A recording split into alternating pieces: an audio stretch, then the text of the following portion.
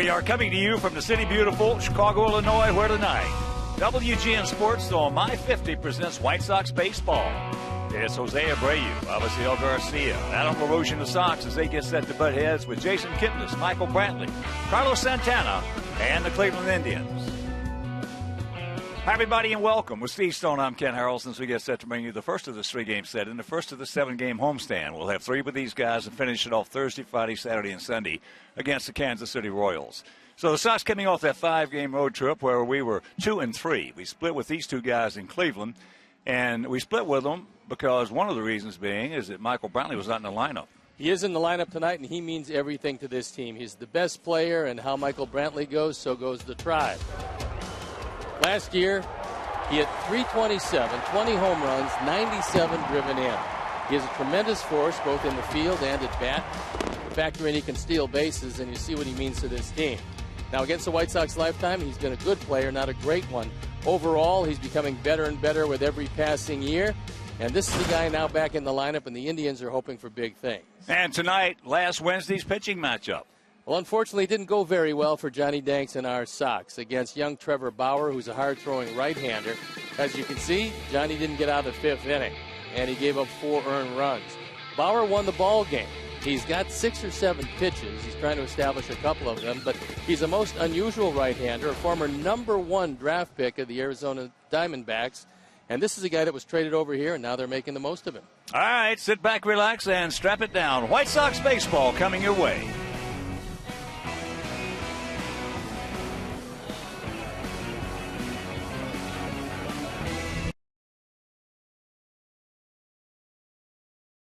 The original light Pilsner. Cheers, it's Miller time. By Honda Dream Garage Sales Event, now at your Honda dealer. By Subway. Make a smart play for savory subs this season. Score more flavor at Subway restaurants. Subway, eat fresh. By Ford, America's best-selling brand, inviting you to go further in our fuel-efficient vehicles. Check out our entire lineup at your Ford store or at your local FordStores.com. And by your Chicago and Northwest Indiana Hyundai dealers who invite you to test drive our award-winning lineup today. Visit Hyundai.com.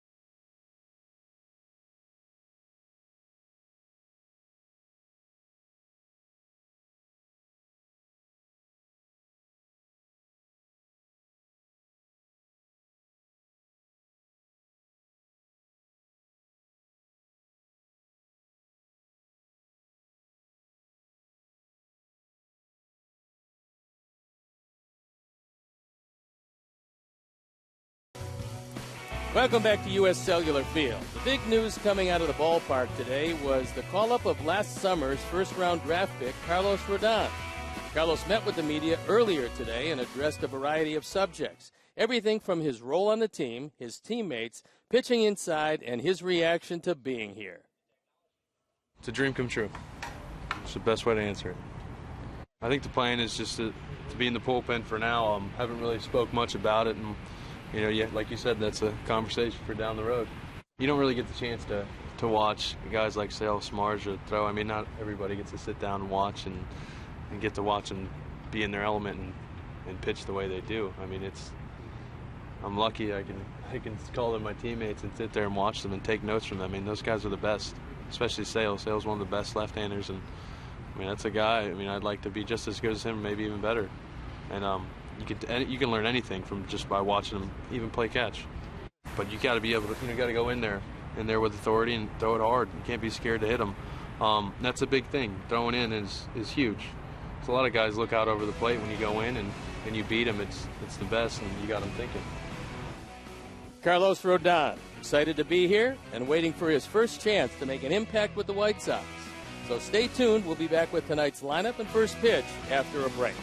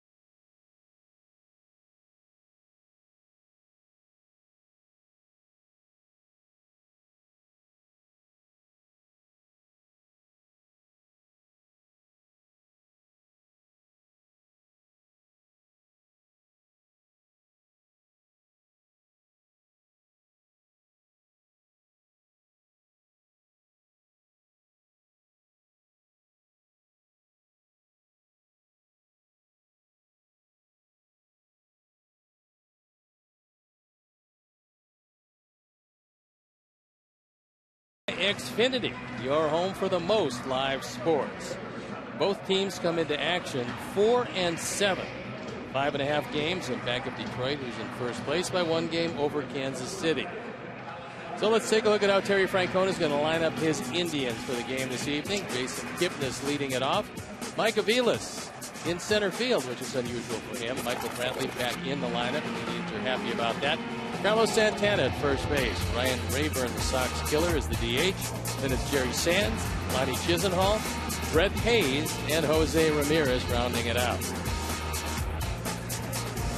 Sox defense and how they'll line up behind Johnny Danks, Melky Cabrera in left field. Adam Eaton is in center. Avisaíl Garcia in right. And it's Connor Gillespie, Alexi Ramirez, Michael Johnson, and Jose Abreu around the infield, with Giovanni Soto getting the nod behind the plate, and Johnny Danks on the hill. John 0-2, an ERA just below 7. Opponent's batting average pretty high at 325. He'd like to keep that straight change down. He'd like to establish the inside part of the plate with his cutter to the right-hand hitter. The umpires for the game tonight: Quinn Wolcott is behind the plate, Eric Cooper's at first, Dan Bellino is at second, and Lance Barksdale is at third. So a very cool evening tonight. The wind's very much a factor. They're swirling, and right now, looking at the flags, they're blowing straight out towards center field. As Robin has a 7-game homestand. This Sox team 2-1 at home. Only that brief series against the Minnesota Twins. And Terry Francona has got his team on the road. They're just 1-4 at home, so they're probably happy to get out of Cleveland for a spell. They go to Detroit from here. So they've thrown the ball around the infield, which means we're ready to play baseball, and I'm ready to turn it over to my play-by-play partner, Ken Harrelson. All right, Steve, thank you. And once again, good evening, everyone, and welcome to White Sox baseball. Jason Kipnis gets set to lead it off. 28-year-old second baseman out of Northbrook. And Johnny Danks. First pitch of the ball game taken for a strike. Quinn Wolcott behind the plate. Indians come in hitting at .221 as a club with a 4.04 team ERA. And here at the ballpark, 330 down the left field line, 335 down the right field line, 375 in the gaps, and 400 straightaway center. 46 degrees game time as the count moves to 1-2. And we saw Cleveland in Cleveland. Kipnis was hitting third in the batting order that did not have Michael Brantley. Now that Brantley's back in the lineup in his usual number 3 spot, Kipnis is leading off. He does have good speed. That souvenir left side.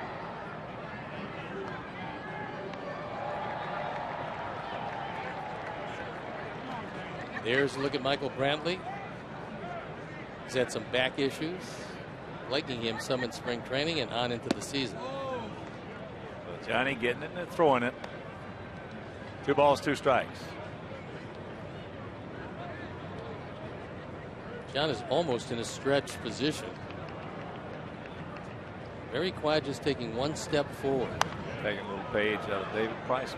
Got almost the same motion, and it certainly has worked well for David Price. So John hoping to change things up. I know he's lowered his arm angle somewhat.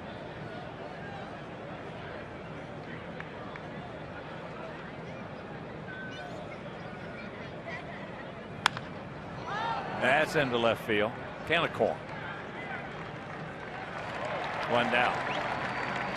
Elke's attire will tell you just exactly what it's like in the outfield, with the wind very much a factor here this evening.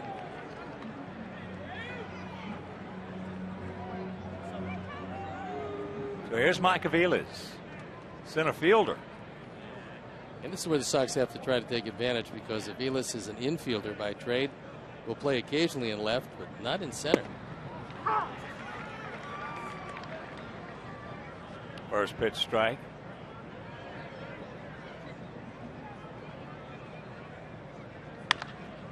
Back through the middle. Micah gets a glove on it, and that's going to be a base hit. What new for Aviles? He's now 9 for 29 lifetime off Danks.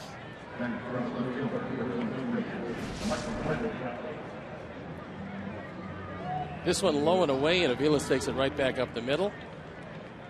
Ball trickles out of the glove, and the first hit of the night.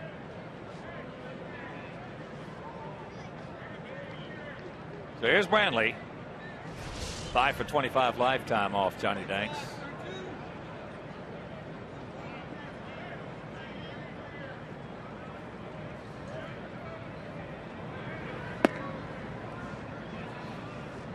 Talked to Rick Manning, the analyst on television and longtime Major League center fielder, and a good one.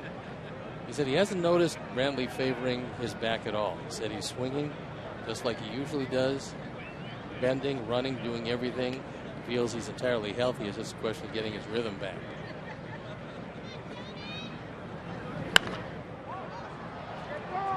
High, left side, got room, 2 down. And there's a look at Rick, longtime analyst for the Indians. Archie. He was a good one. I believe he could go get it. Handle the bat well.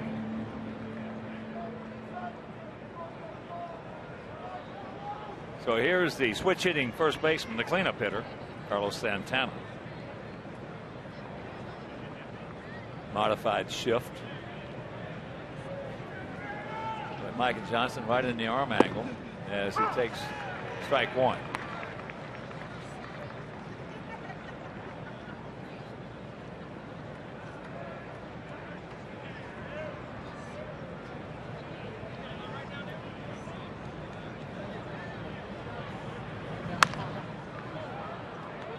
Oh, 2 the count. Santana's probably a better hitter from the right side. I think he's got a bit more power as a left-hand hitter.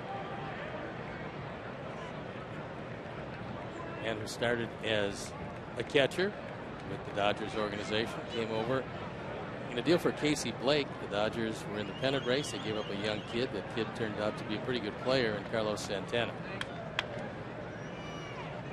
Just a short lead by Avila.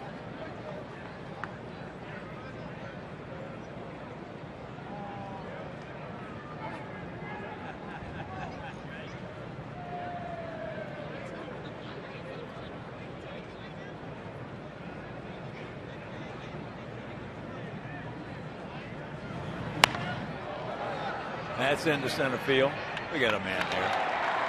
And that'll retire the side. Nothing across. It was an infield single after half inning of play. It's the Indians nothing and the good guys coming to bat.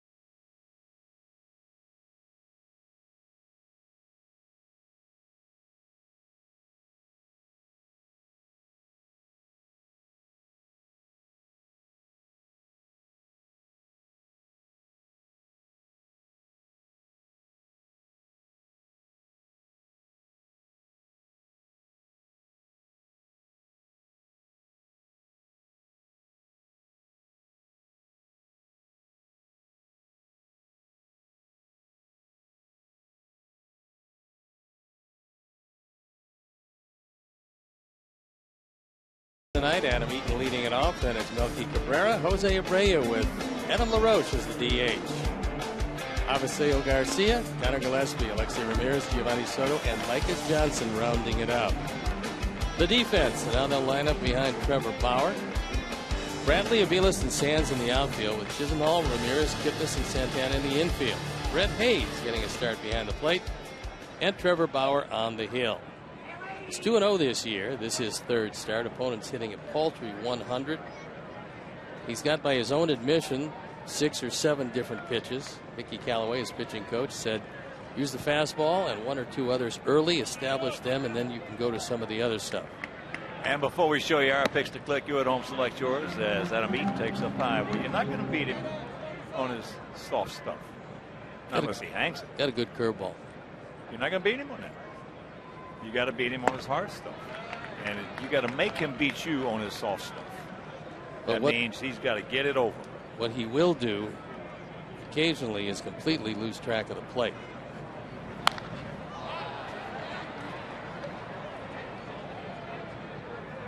Bauer has walked 9 in 12 innings. And if you give him the opportunity, he'll probably walk a few more. And then you don't need quite as many base hits to chase across some runs.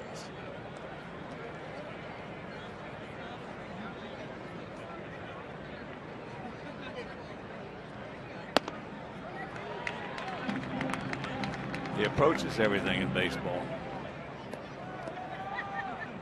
Don't try to figure out how you're going to beat somebody. You try to figure out how you can be dangerous against them. And there is ball 4. And let's check out our picks to click. Mangio, our director and recruit. Well, they went to Lexi. See, he's going with Cabrera. And Pocky Kelly and her husband Brian and I, we're going to go with Adam LaRoche.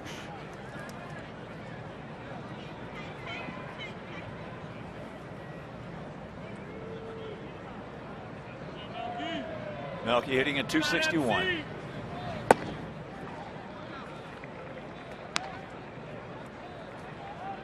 He's 0 for 3 against Trevor Bauer. Yeah, major league pitchers, they're getting to the point. They're not getting to the point. They've gotten to the point. The majority of them. Because of the culture of the game today, pitchers only going 5 or 6 as starters.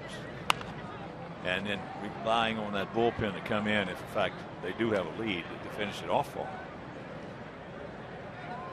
It's gotten to the point that they will not give in. They will not give in, and the count is everything. And they don't mind going 2-2, 3-2. But you can't give them everything they've got in their repertoire. You got to take something for yourself, and in this case, it's the fastball.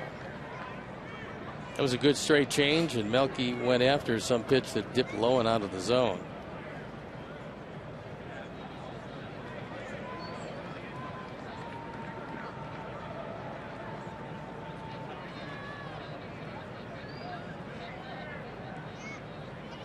Years ago, these same guys that are pitching today that are making this enormous amount of money,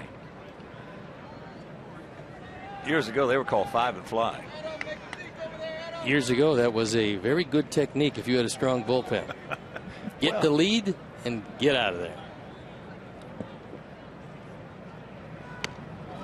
You know, that's what Hall of Famer Bob Lemon says. 3 great things in life: family, friends, and a very strong bullpen.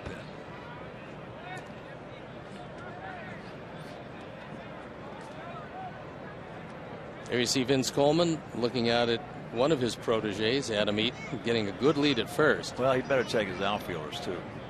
There he fakes, does not go. Well, now you would think he would be going at 3-2, but also there's a good chance that Bauer feels the same way. And if he's been hiding his best move, this is a great time to use it.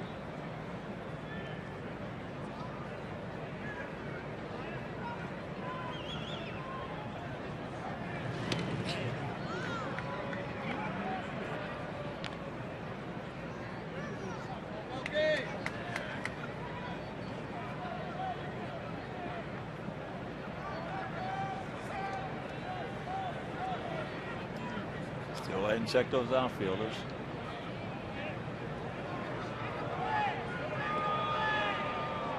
Aviles will not be able to cover the same amount of ground as a normal center fielder. And that has popped up left side. Everybody converging. And it's Brantley who will make the catch and foul ground, so 1 out. Brantley is a very good outfielder, and there were a lot of people who thought when he came back in a situation like this that he would be the center fielder and they would play Aviles in left, who he's more familiar.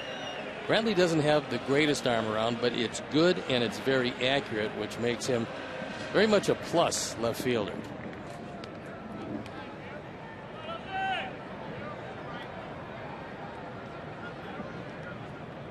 So here's Abreu. Hitting at .256, 3 homers. He's driven in 7. He's 4 for 7 lifetime off Bauer.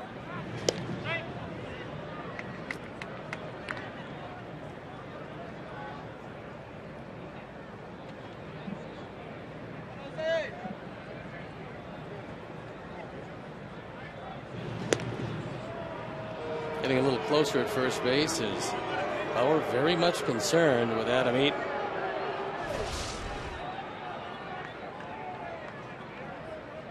Able to get back, and the throw was not on the money. And there's a base hit. Just slaps that one into right field. So Jerry Sands quickly gets to it, gets it back in. 1 out and 2 on.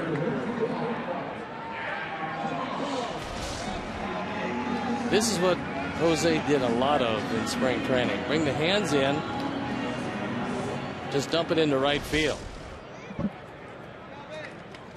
And a high fastball on the inner portion as Bauer tried to jam him, getting it up and in, thinking maybe he could either crack his bat or get a little pop up to the left side, but it didn't work out that way. Well, as the years pass and culture changes a little bit, the vernacular changes a little bit, the lingo changes a little bit.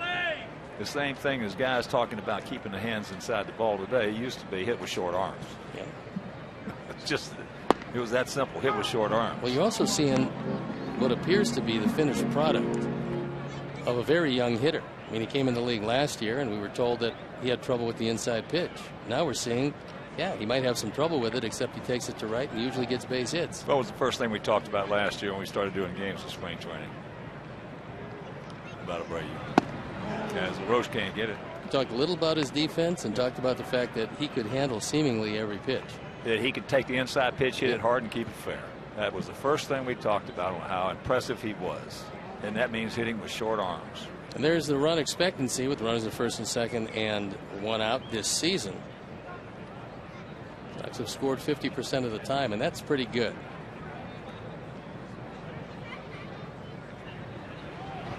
Adam has faced Bauer 3 times, and he has drawn 3 walks. 1-2 the count.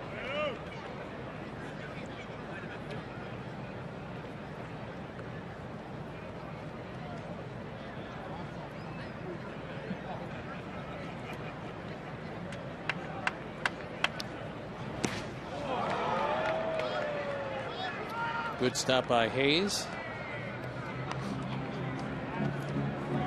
Their number 1 catcher, Yan Gomes, got torn up at the plate.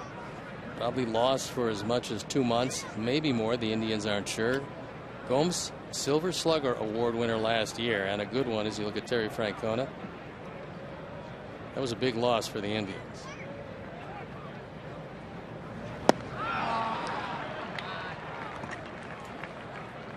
So that's 2 out. He throws a very good changeup. And this one at 88. That's a lot of pitchers' fastballs. But the ball has some sink, some light movement, and pretty good pitch.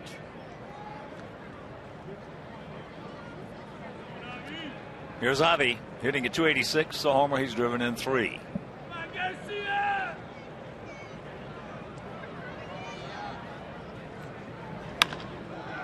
Softly hit.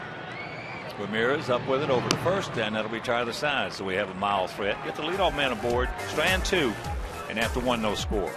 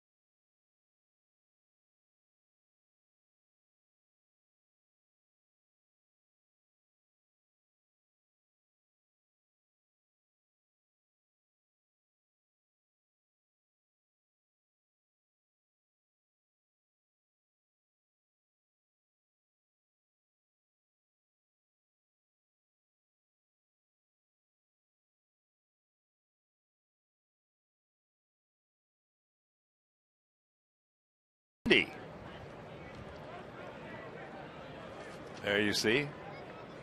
AL Rookie of the Year, Jose Abreu, on our first T-shirt Monday. And, of course, our next one will be May 18th.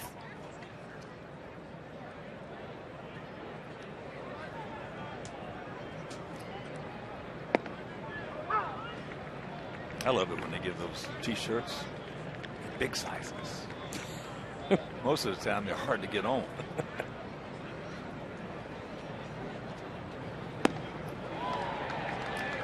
Ryan Rayburn, 0-2 the count.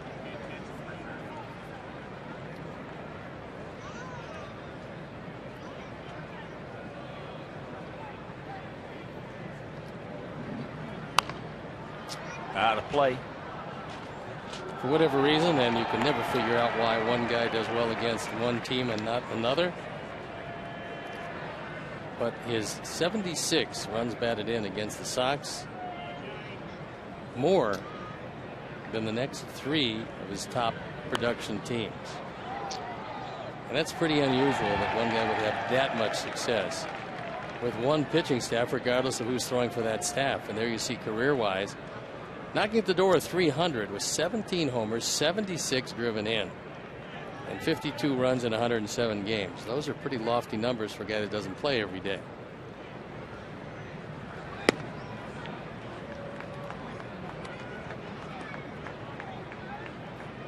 Trying to think, I don't think I can ever recall anybody having that big a disparity between first and then the second, third, and fourth. No, combined. It's astonishing.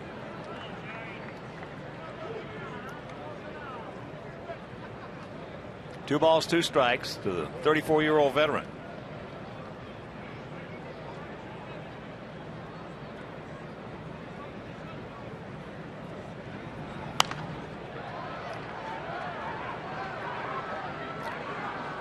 Souvenir right side. First of 3 against these guys, and we'll finish off this 7-game homestand with 4 against Kansas City Thursday, Friday, Saturday, and Sunday. Kansas City was getting Alcides Escobar back in their lineup, so although Greg Holland is disabled, they're getting their shortstop back. And for them, that's a good thing, because Kansas City at 9-3, off to a very good start. Both Detroit and Kansas City have dominated in their home parks. They're both 5-1 at home. Payoff pitch. It is 1-0 Indians. And Rayburn strikes again. First home run of the year. 5th driven in. 77th driven in lifetime against our Sox.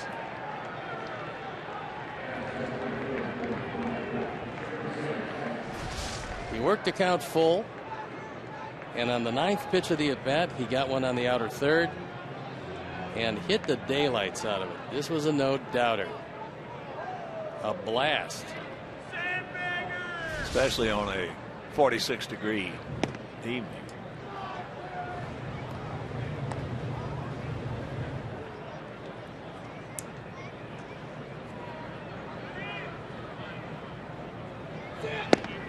There's the strike. Jerry Sands, 27-year-old. Hitting at .389, no homers. He's knocked in 4. Now the Dodgers organization, where at one point he was a top prospect with pretty big power, wound up hitting well over 100 minor league home runs before getting his opportunity, as Cleveland desperately needs some right-handed bats. This is very much a left-handed lineup. It's gotten to the point now that it's getting to be, as that's into right center field, that should be a can of corn. So 1 out, but it's getting to the point now that it should be very noticeable that we're getting hurt a lot on 3-2 counts. Especially when you get way ahead of a hitter, and we saw it happen consistently in Detroit with Jose Quintana, who went 0-2 on 5 different hitters in the first inning, only to work it to 3-2. The more pitches you see, the more dangerous you're going to become. Lonnie Anderson.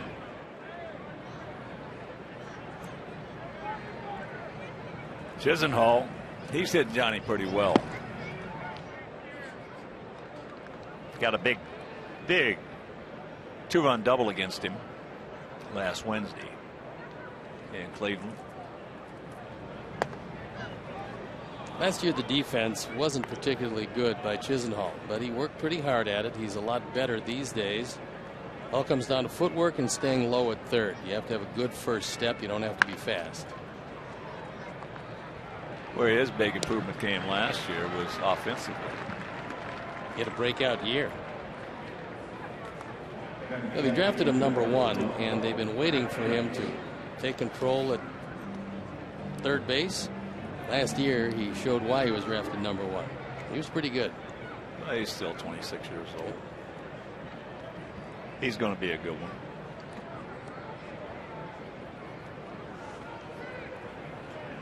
Brett Hayes, catcher, has had 1 at bat.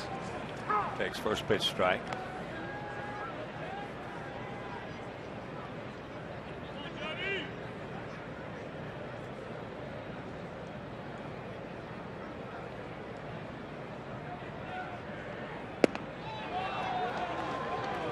Brett comes from a baseball family. His father was drafted by the Royals in 1975 but didn't sign. His grandfather played with the Indians organization, and Brett getting his opportunity because Gomes is out for a long time. Outfield straight up.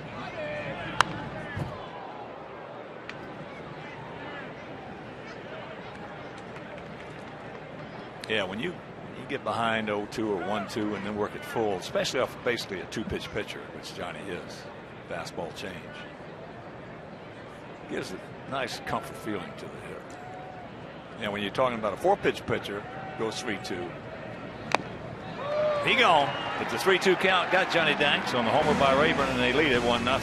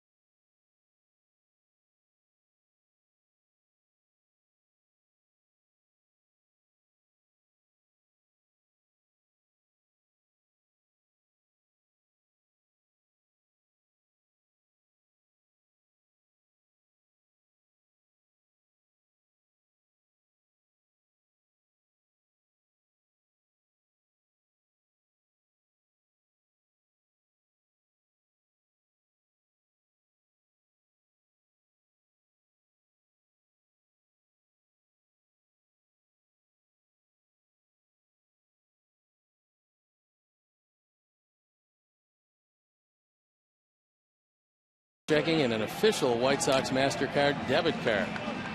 Only available at your local Wintrust Community Bank. Go to wintrust.com/Sox to learn more. And of course, they're a member of FDIC.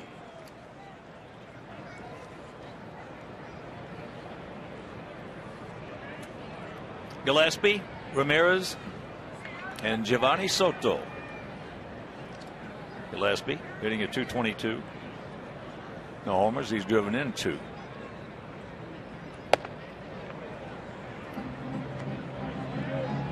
Howard looking down at the mound and does a little house cleaning.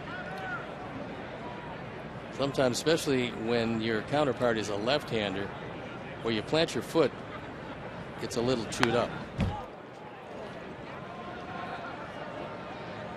Count evens at 1.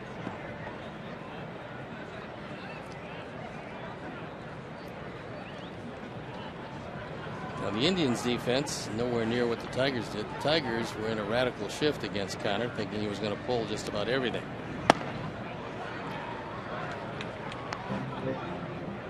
Indians playing him with Ramirez up the middle, but on the third base side of second. And there you see the starched flags atop the poles. The wind is a healthy one here this evening. About a 52-footer. Catchers really like that, because you know it's going to hit off part of your anatomy. You just have to hope it's the chest protector or your shin guards, anything but your body.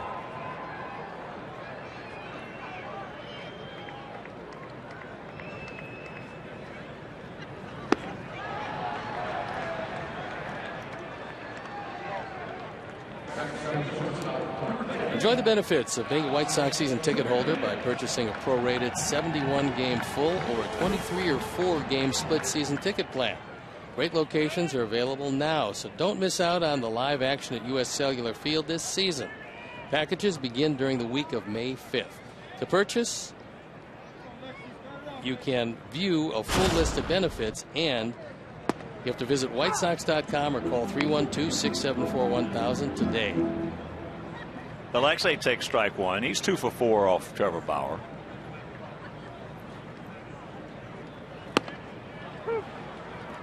And he takes strike 2.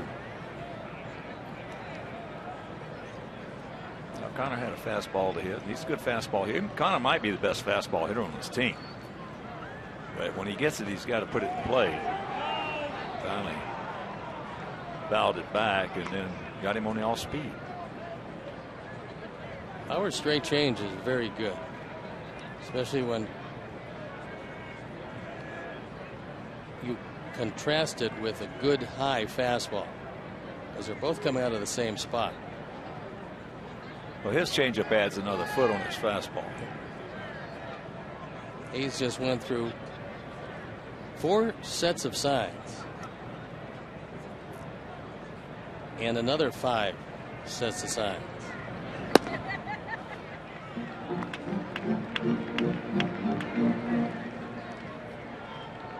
Did you use the wipes? I did, but it was a different era in that nobody really minded you controlling your own game.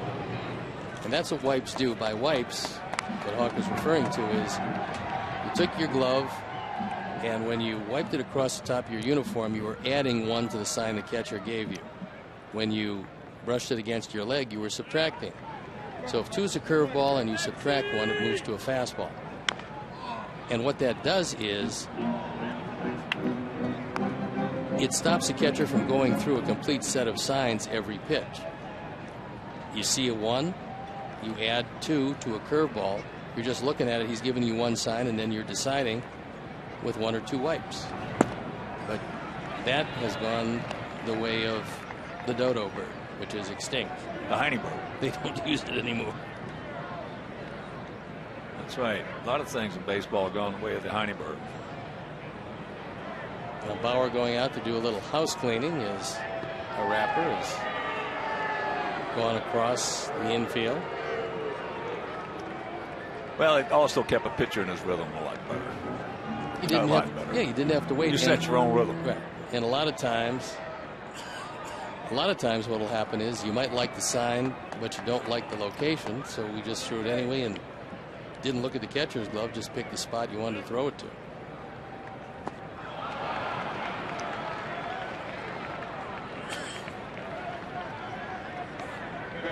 Two down, 3 strikeouts for Bauer. He throws a good, tight breaking pitch. Keeps it low and away. And Alexei goes down. Well, he had a good fastball to hit on the 0-1 count. So here is Giovanni. Takes first pitch strike. Giovanni hitting at .273, a homer. He's faced Bauer 3 times. He's 0 for 3, and he gets after that fastball. That one right down the middle at 93, pretty hittable. But it could very well be that he's seen his hittable pitch in this sequence. That's the thing about a pitcher when he's going good and he's in a streak, where he has good rhythm, good control. Once you get it, that at bat, you're probably not going to get another one. Nope. And that one was right there. Curveball.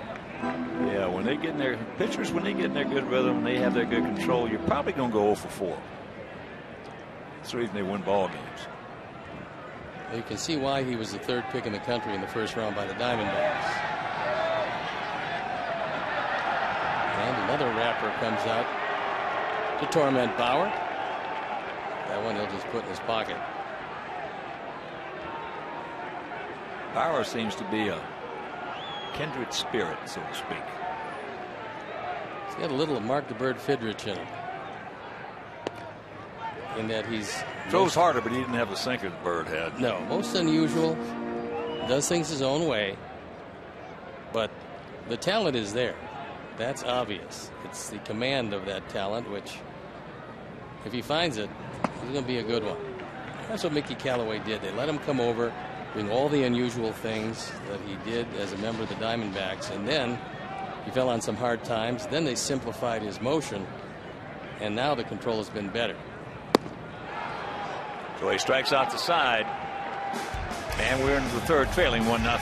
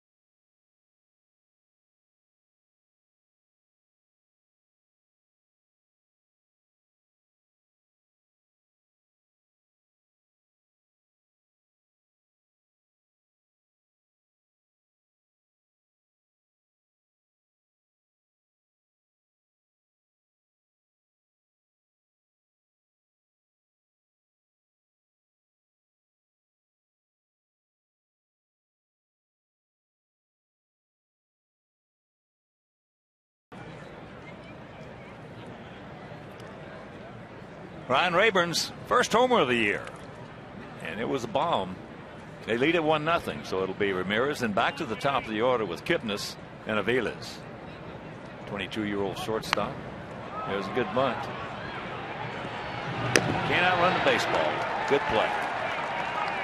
Good play by Johnny Danks as he barehanded it, knowing that Ramirez has got good speed. And it was a good bunt, but a better defensive play. If you can field your position, if you become the fifth infielder when you release the baseball, you're going to win your share of games. It worked exceptionally well for Mark Burley, who was one of the best in the business of fielding. Of course, Greg Maddux, with a whole mantle full of Gold Gloves, wound up in the Hall of Fame. So here's Kipnis, went out to Cabrera and left. Oh, hit hard, knocked down, get over there. And they just do get him. Kona comes up out of the seat. And Kipnis hustling as hard as he could. Thought he was sniffing perhaps a base hit or a way to get aboard. As they knocked it down, it was a rocket. Boy, he just did get him. I was going to say, he got him by an eyelash. He won the photo, and it was a photo finish. Good hustle on both parts by Johnny Danks, by Jason Kipnis.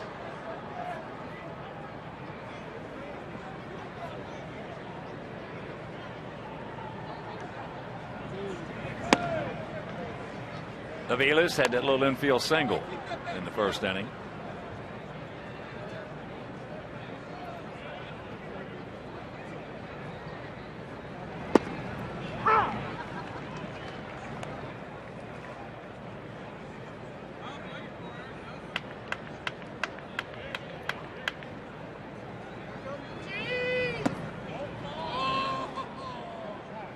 One of the oddities, and must be a cold night, there's 5 separate games with the score 1-0 around the major leagues right now. There's a strike and the count 2-2. And then there's another one that's 2-0. The only completed game was a very early affair which was a final after 7 innings. Boston defeated Baltimore 7-1. It was Patriot Day in Boston. So he got ahead of him and walks him. Join the White Sox for our first taste testing of brand new food at the ballpark this Thursday, April 23rd. You'll receive a game ticket and a tasting ticket to our sample portions of our new items, including bacon on a stick. To purchase specially priced tickets, visit whitesox.com/taste.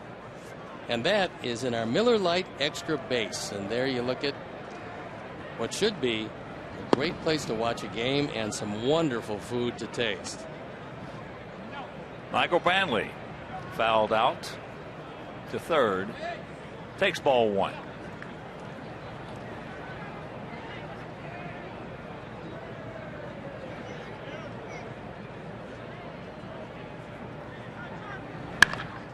That ball is absolutely smoked.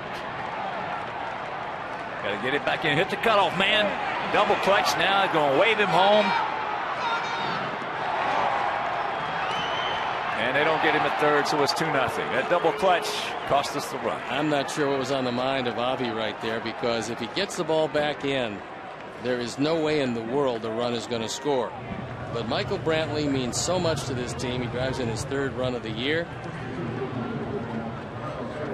And just once again, I guess you'd have to attribute it to a mental mistake. See right here, he goes to throw it to second, but then the double clutch, and no chance at the plate, and no chance at third. So the 2-out walk comes around and bites us, as here is Santana. He went out to Adam Eaton. Well, we did not play particularly well on this past road trip. Kansas City was another story. We just got beat. That's that simple. We just got blown out in Kansas City. And then we sort of helped Minnesota to that split by them winning a game, I should say. Change up.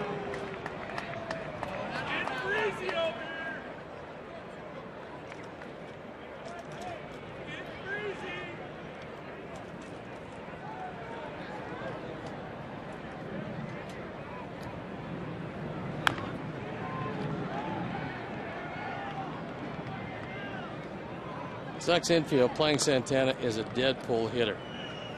Gillespie and Ramirez are very close together on the left side, with Micah Johnson pretty much playing up the middle. The outfield, on the other hand, playing him absolutely straight away. So we pan around, we show you the defense, and you can see how close Gillespie and Ramirez are to one another.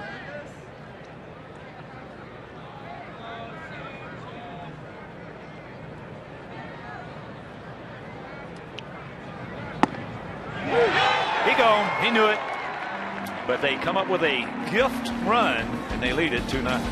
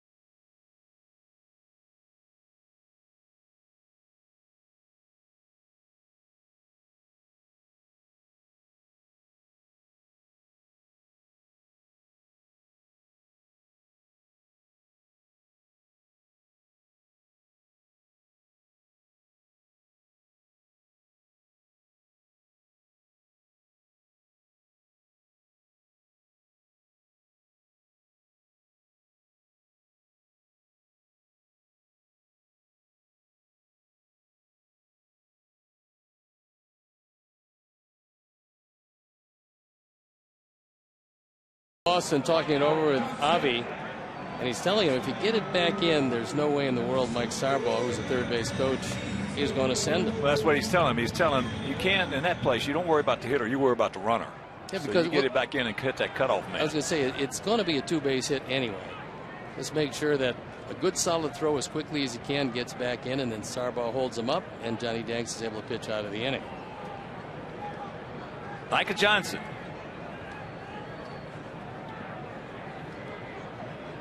Takes up high.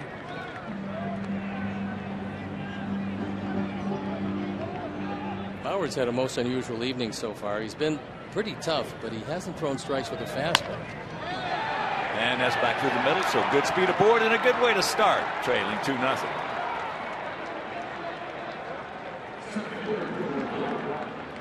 Well, Darrell probably is telling Micah Johnson that Bauer's got a very good quick move to first base. So be heads up, because he will go over there. He was paying particular attention to Adam Eaton when he walked to lead off the ball game.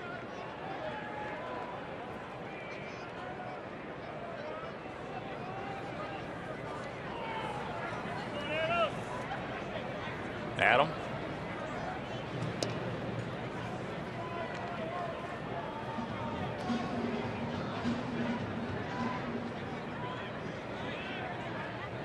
Micah glanced out at the outfield.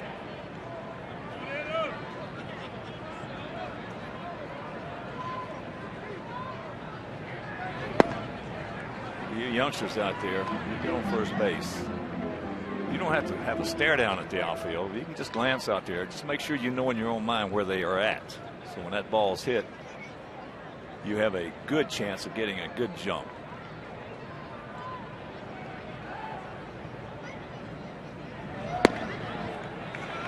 And the count 2-0. Well, if Micah does look out, he'll realize that Jerry Sands is around toward right center field. There's a lot of room down the right field line. Michael Brantley is in shallow in left field, and Aviles is pretty much straight away, but he's the guy you run on. There he goes. Safe. Picks up his second Major League stolen base. Hayes didn't get much of a throw off, and even if he had made a good throw, I don't think it had gotten Micah. If he gets on enough, he's going to steal over 50 bases. 3-0 the count.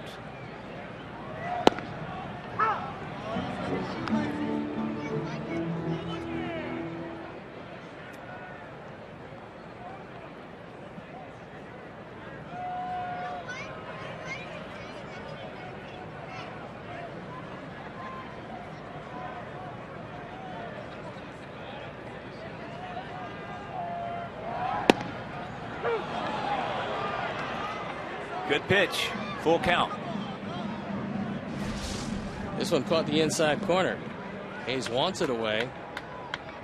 Bauer missed his spot, but did throw a strike.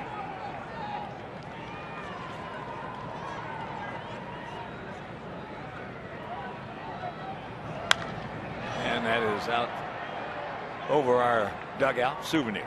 That's really Bauer's comfort pitch. That's a straight change. He throws it anywhere 86 to 88 miles an hour. That one split the difference at 87. But the release point and the arm velocity is the same as on his fastball, and that's what gets hitters out in front.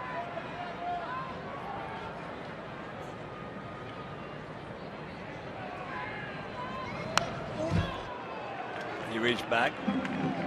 94.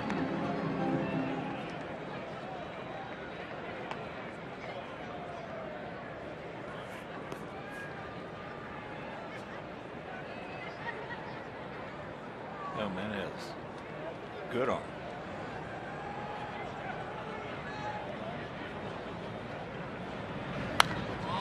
And another Souvenir. That time he got away with a mistake. That was a high changeup, and more times than not, high changeups are hit hard. One of the very few that he didn't throw with downward motion, late breaking. You see where the 8 appears on pitch tracks. The 8 was the high change that he got away with.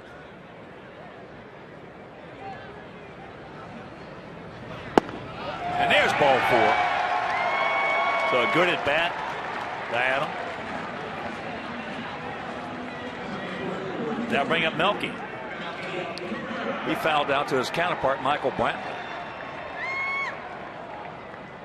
When you strike out a lot of hitters, and Bauer does, and you walk a lot of hitters, and Bauer does that, it doesn't make for long outings. Jerry Francona knows that he will be going to the bullpen probably sooner than he would like.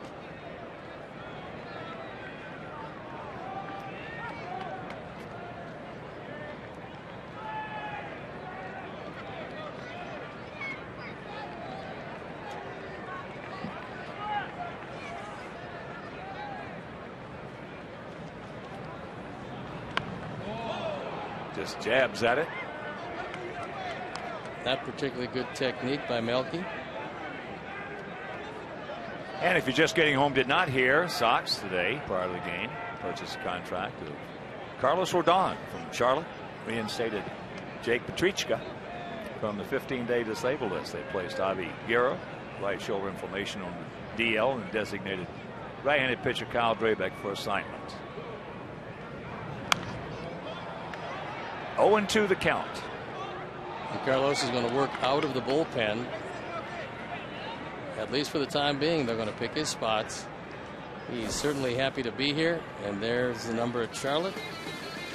Opponent's hitting just .216. 13 strikeouts in 10 innings. A devastating slider. Maybe not quite as good as Chris Sale, but in the conversation.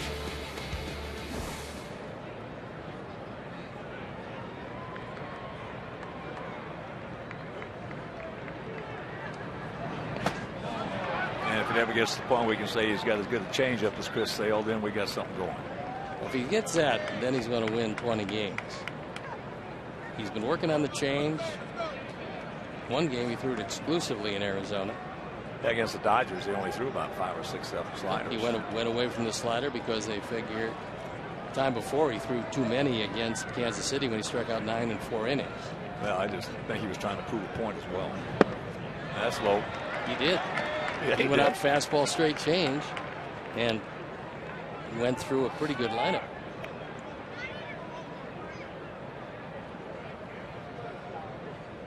And there's a look at Carlos, who's not used to sitting in bullpens, but he's going to get used to sitting in this one for a while.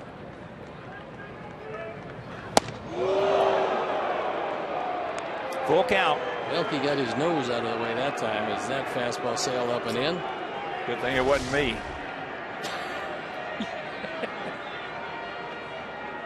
You got a point there. He might have been on first base, though. You didn't have to say that. Well, I just figured I'd follow up that line of conversation. Payoff. Hit hard, sucked up. And they can't get it. Not a good throw by Chisenhall. So Kipnis could not have any rhythm whatsoever. So a break right there for us. Looked like it should have been an easy 2. Should have been. But it chased Kipnis wide of the bag, and Adam Eaton went in as hard as he could. It actually was behind Jason, and Jason got very fortunate that he was able. Now, I think Terry is going to talk to the umpires about challenging the play at first base. He thinks that they got him. And so he talks to Eric Cooper. They're going to call New York. And we should be getting our email shortly.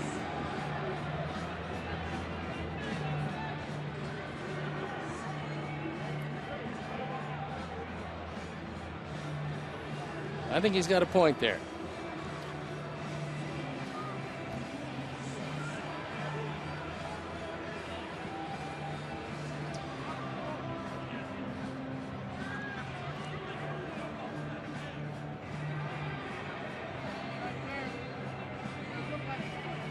That angle probably not quite as good, and we were told today that there are a couple of cameras in each ballpark that neither the home team or the visiting team are privy to.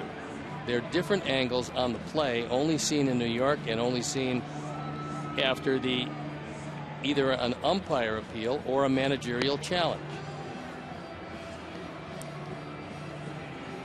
This, like every challenge, a very big call, especially the difference between 2 outs and a man at third, or runners are first and third and only 1 out. And they're calling him out at first.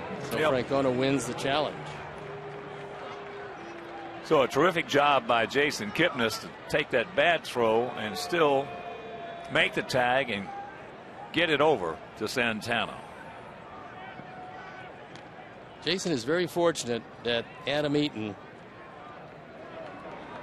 is the kind of player who would slide straight into second base without taking out the second baseman, because he could have wound up in left field.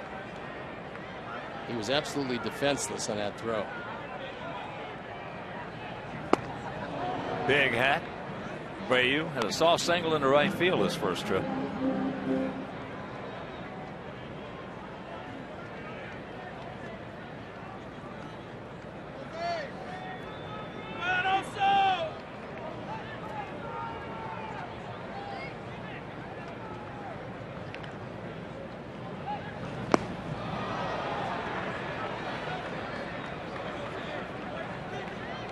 To the count. With a runner at third and 2 outs, Sox hitters have driven in the run 33% of the time. League average at 25%. The Indians pitchers have given up a very high 50% of the time with a run. Had him off balance out in front, pops it up, so we get the first 2 men aboard and cannot do anything with it.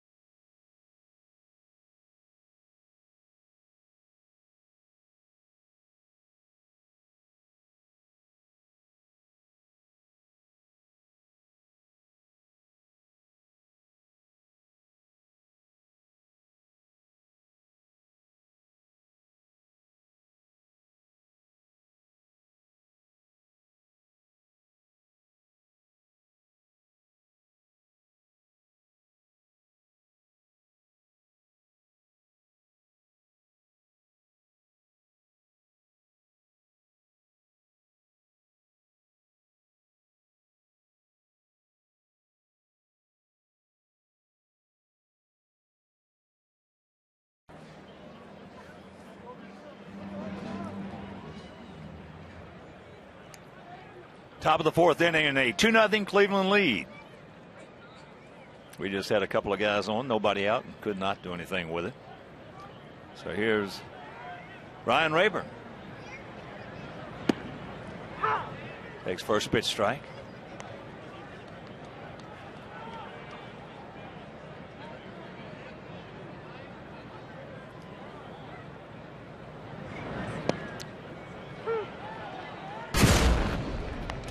Leading off the second, our 4th drive of the game was a towering home run, the first of the year by Ryan Rayburn, and his 77th run batted in against our Sox. On a 3-2 pitch.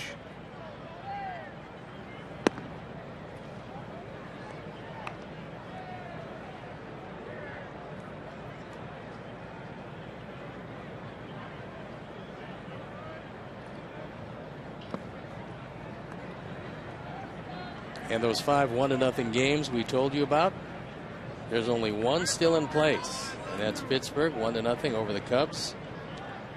Top of the 5th in Pittsburgh.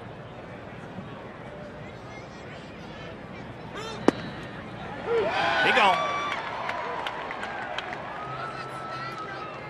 Third strikeout for Johnny. 1 out.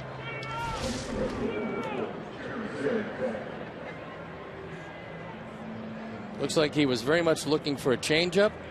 He got the express. Framed well by Giovanni Soto. And that one had the whole plate.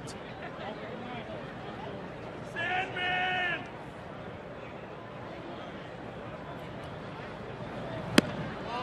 Big hack by Jerry Sands. He went out to Adam Eaton in center.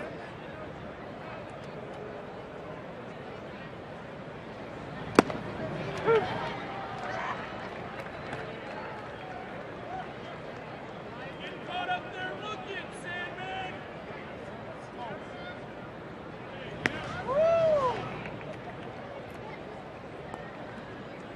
Johnny's starting to move the ball around pretty well.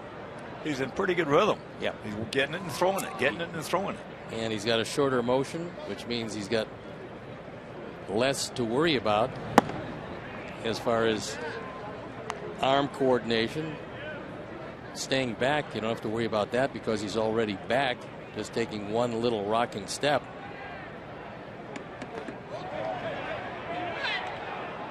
And the appeal to Eric Cooper, who says nope, he did not swing.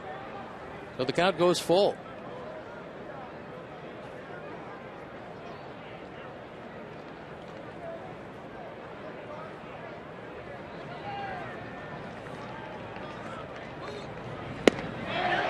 Change up. He gone. Perfect pitch, low and away, 81 miles an hour. It's probably the best changeup that Johnny has thrown tonight, and it's a dandy. Couldn't throw it in a better spot, some late movement, and Sands well out ahead of it. Well, I just, over the years, have become a firm believer in one word. Rhythm. Yes. It's a good system. I mean, one word. High into center field. A nice 1-2-3 inning. Couple of strikeouts. And we need some runs. We trail 2-0.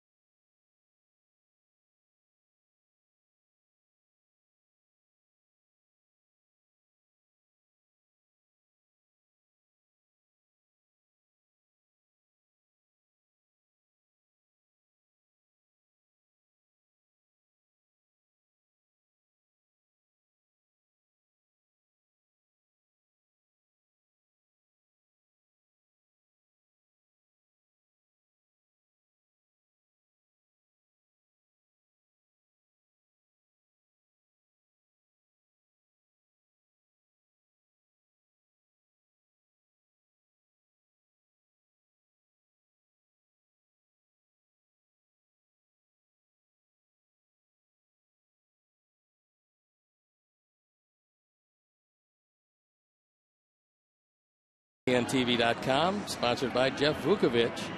Jeff is your local nationwide insurance agent serving the area for 37 years. To visit the nation, visit jeffvuk.com because Nationwide is on your side. LaRoche, Garcia, and Gillespie.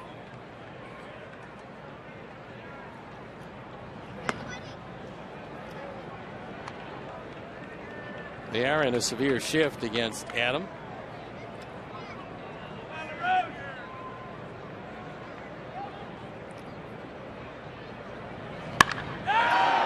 Stay fair. It won't. Right size. Wrong shape. He hit that one 8 miles. But unfortunately got out well ahead of it. Last 7 games, he's been red hot. Started off slowly. But 3 home runs, 8 driven in, 6 runs, and just as important, 6 walks. 2-1.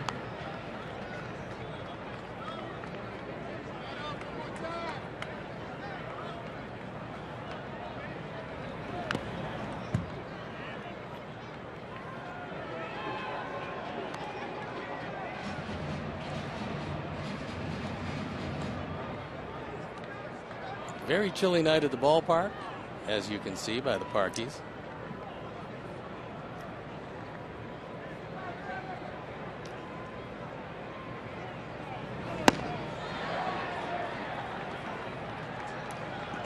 One out.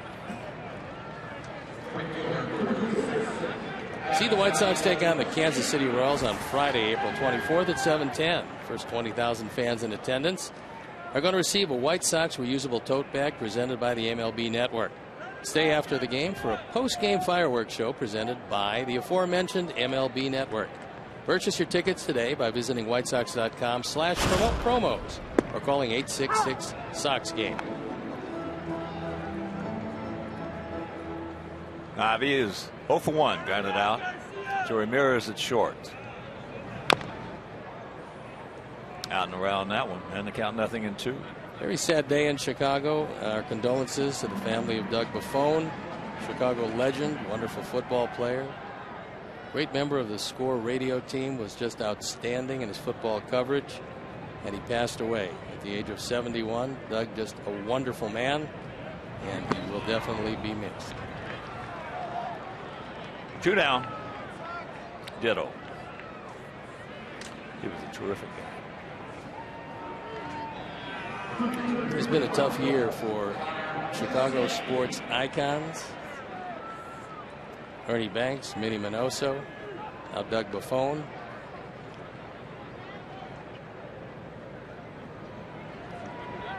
So here's Gillespie. He struck out.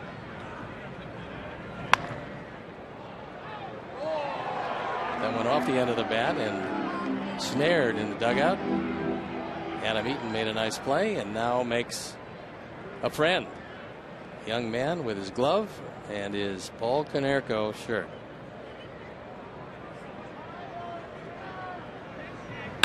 That ball hit deep. Stretch. Stands back, looks up. Off the fence. So Gillespie now will pull in the second with that 2-out double.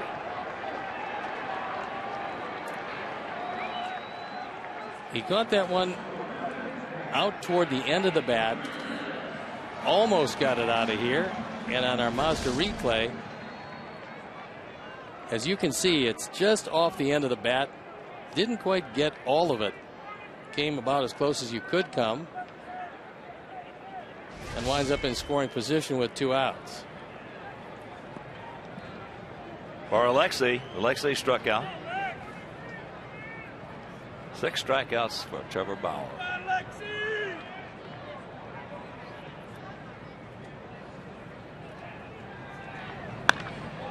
There was a rolling breaking ball, could not wait. A little too quick and way out in front. Well, it's very easy to say, let it get deeper. Easy to say and very hard to do, as you see it just spinning up there. That's what the difference in guys who hit a lot of home runs and guys who don't hit that many home runs. Guys who hit a lot can wait just a hair longer. They find that little hang time in there that gives them that fraction of a second.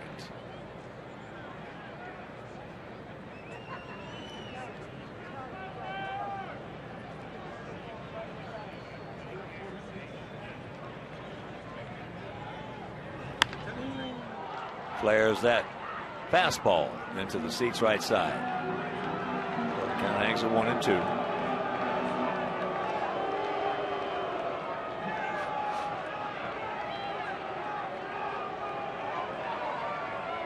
That's a good look. It's tough to grow that much hair on your ears.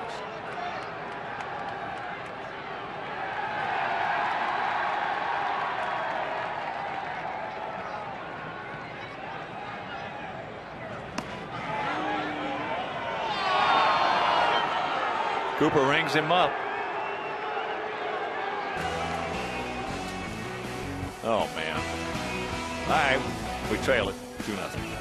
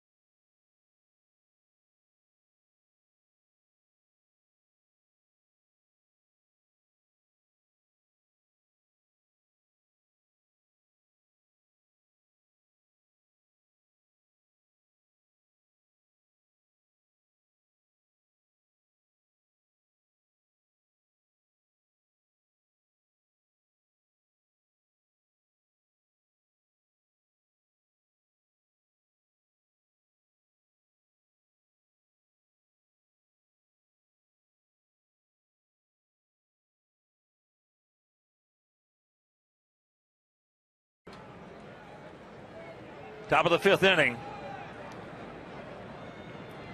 2-0 Cleveland.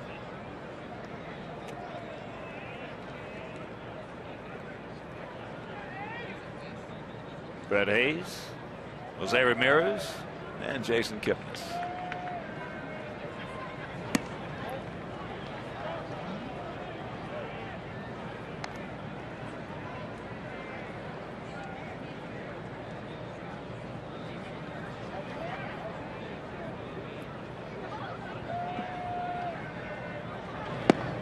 Change up. 1-1 to count.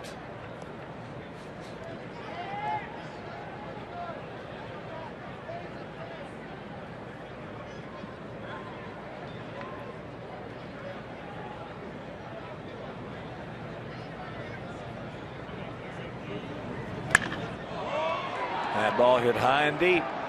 Cabrera back at the fence, jumps. And it's out of here. Hayes with his first hit of the year.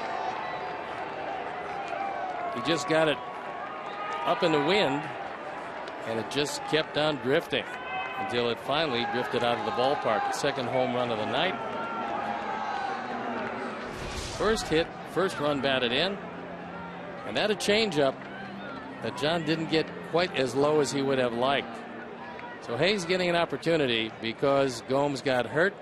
This one just out of reach of Melky. He timed his jump perfectly. Arm wasn't long enough.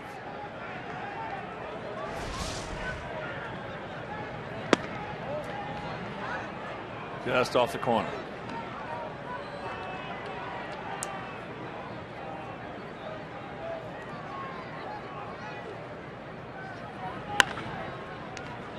Gillespie. 1 out.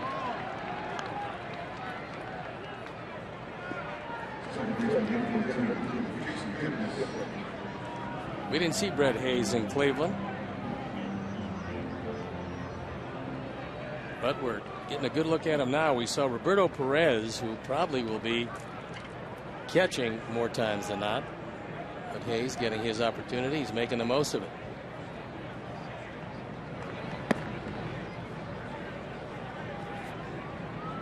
Kipnis has gone out to left and grounded out 3-1.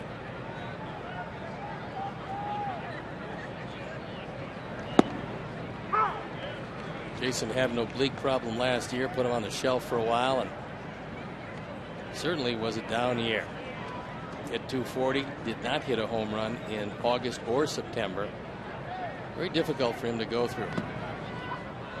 He never really got his feet on the ground. Never looked like the guy that we've seen as one of the dominant second basemen in the league.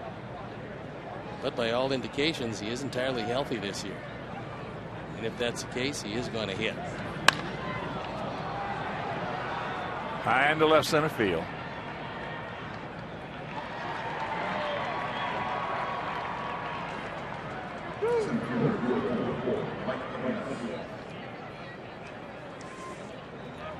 An athlete's defined by his desire to be active and continue doing the things you love. Visit Athletico.com and start defining your pain-free inner athlete today. Athletico, the official physical therapy provider of the Chicago White Sox. Athletico, better for everybody.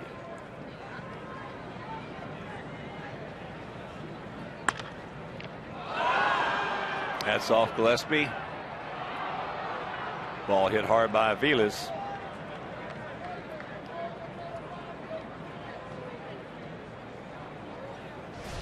Goes as a base hit.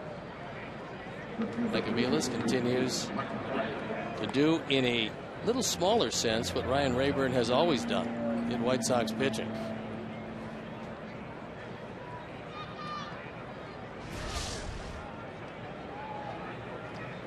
Michael Brantley, RBI double. He's 1 for 2.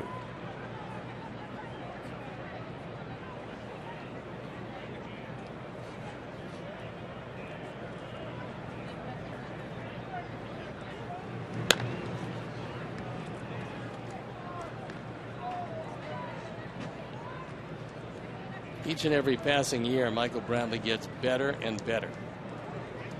And last year, he had 327, drove in 97 runs.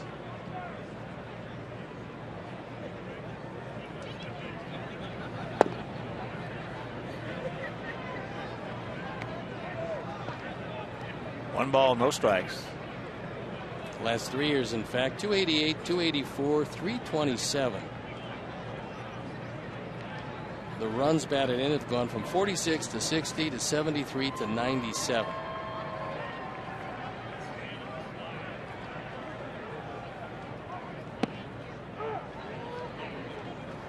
There's a strike.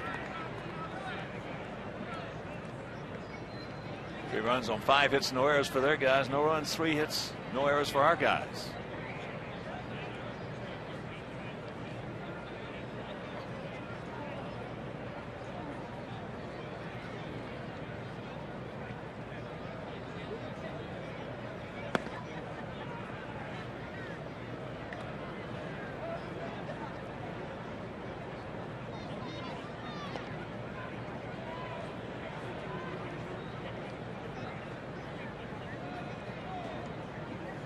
Detroit has defeated the Yankees 2-1.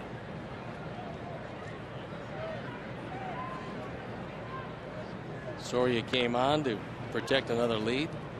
Tigers trailing that one 1-0 for a long time. Rallied and 1-1 late. That is a good, solid baseball team that can beat you in a lot of different ways, something you couldn't say in the past few years.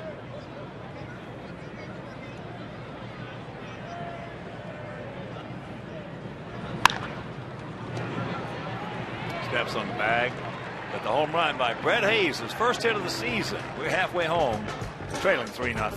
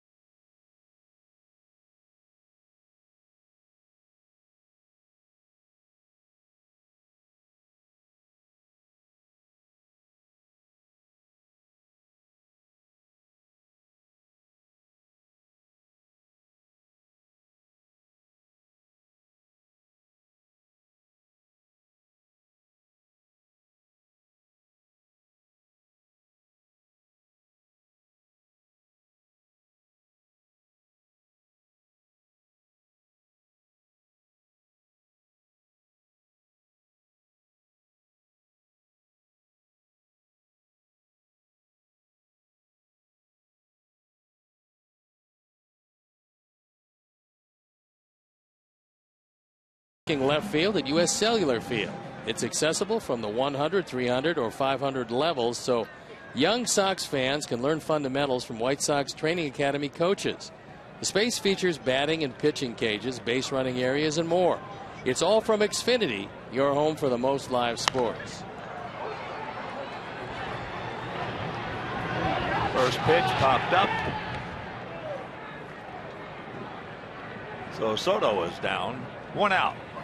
3-0 Indians. Santana had to stay with that one as the wind was playing tricks with it. He went a few steps into foul territory before seeing that ball almost come back fair.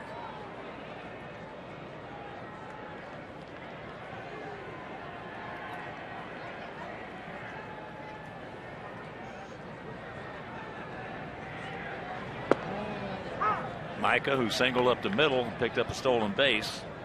Fakes the bunt, takes the strike.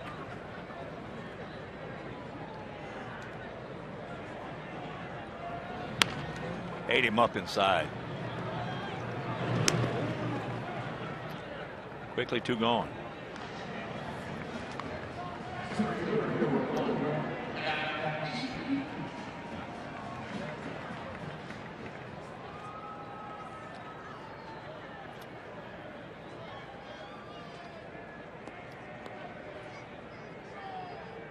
Here's Adam. He's been to the plate twice and he has walked twice.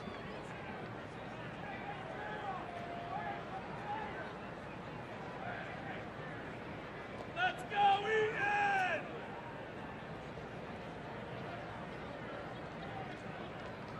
Matt Ian!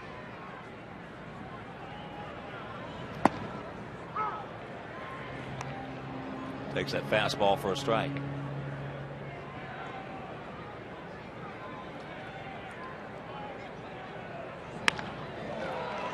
That's in the center field right at him. Mike Avila's no problems with that one. No problems on the 1-2-3 inning, and we're into the 6th.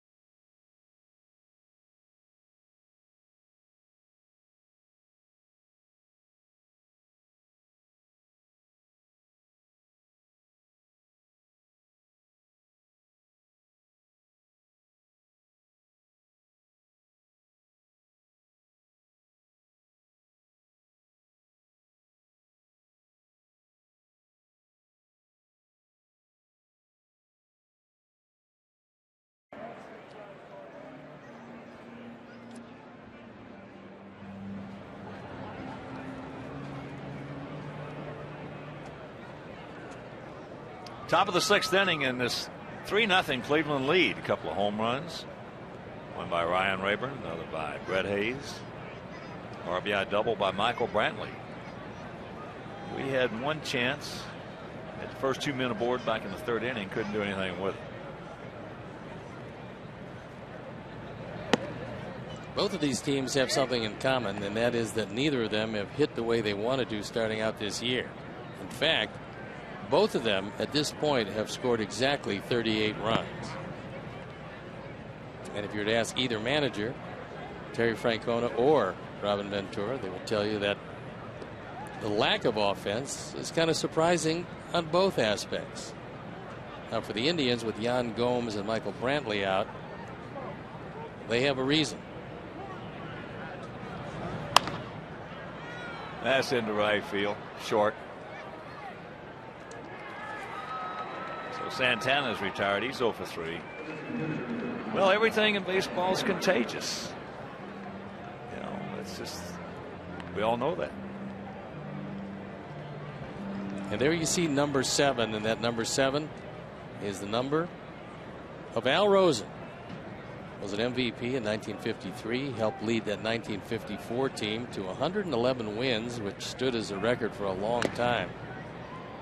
And just was a great player, became a wonderful executive, a general manager with a number of teams, notably the Yankees, Houston, San Francisco. Just a great baseball man and a lifelong baseball man. That's into right field. Got a long way to go. That's a fair ball. So what new? Ryan just puts the bat on the ball, this time for a double. It's pretty amazing that when you can hit one baseball team,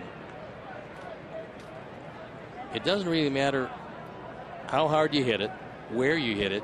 You just seem to find a spot that makes it difficult. And that one touched in fair territory. Long run for Avi. He made a slide. It's pretty hard to practice that slide, keeping your head from moving and able to make the catch at the same time. And he's got a smile on his face knowing that he just waves a magic wand against the Sox.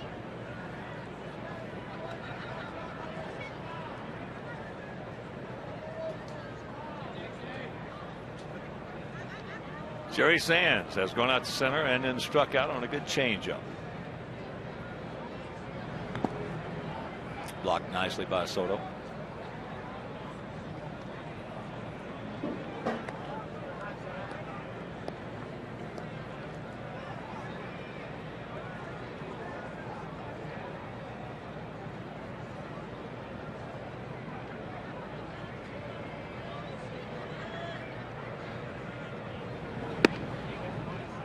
Sands, that I mentioned, a 275 minor league hitter. I believe he hit about a little over 130 home runs.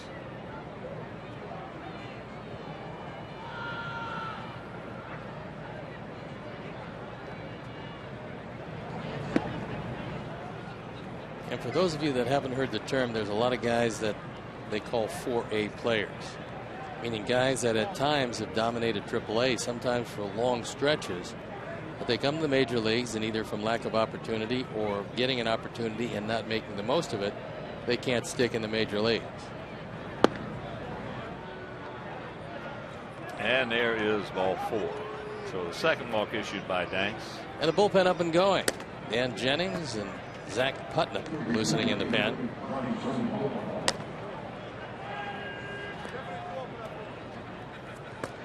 Don Cooper is going to come out to the mound, try to settle down Johnny Danks, but also allow that bullpen probably another 15 pitches to get loose because they just started.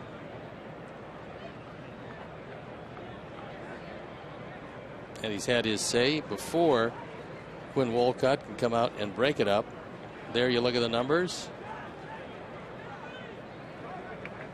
3 of those runs courtesy of 2 home runs. One off the bat of Rayburn in the second. One off the bat of Hayes last inning.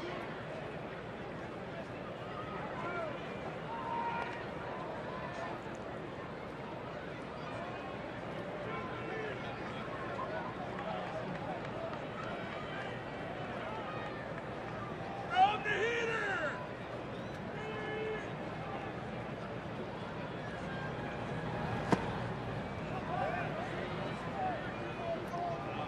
2 on, 1 out. 1-0 the count. Runners at first and second and only 1 out. The Indians have delivered at least 1 run 25% of the time. Sox pitchers, conversely, have giving up runs 50% of the time. That is high in the center field. Oh, both runners are tagging. They'll get it back in. Rayburn in the third. 2 out.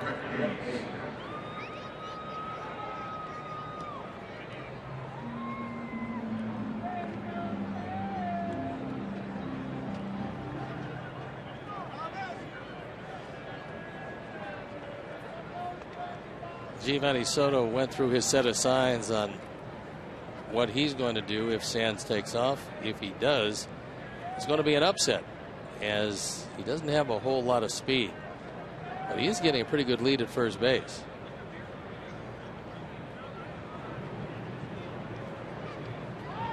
And the count, if that in fact is a possibility, which I doubt, but that count will determine that.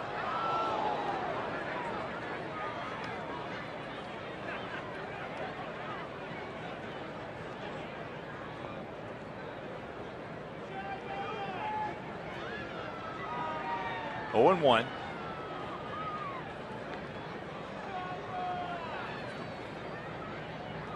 Outfield straight up, about equidistant.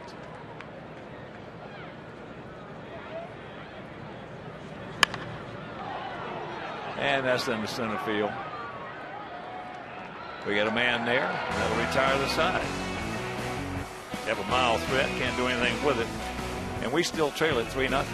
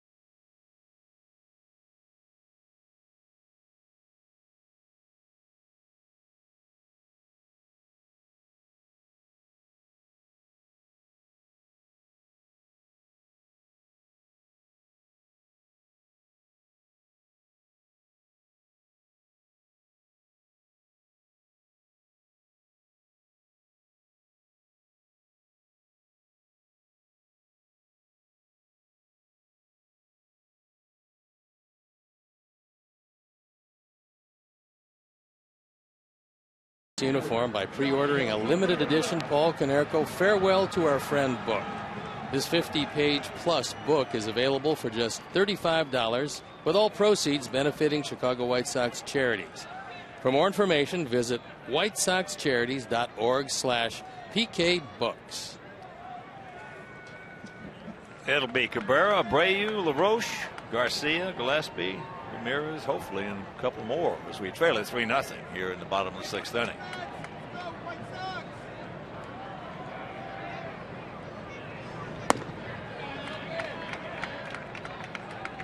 Cabrera is fouled out to left and hit into a 5-4-3 double play.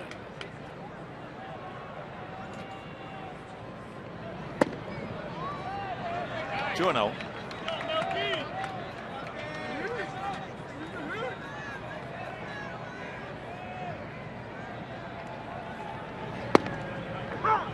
There's a strike. Good time to make something happen with the heart of the order against a guy that they haven't done much with.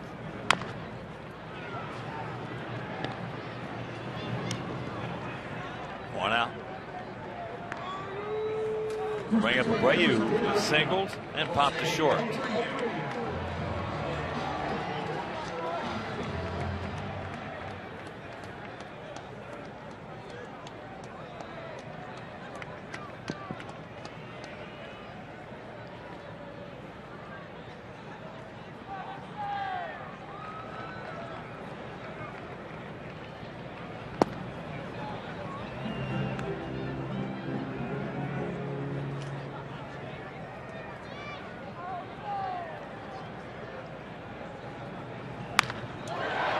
ball hit high and deep into center field.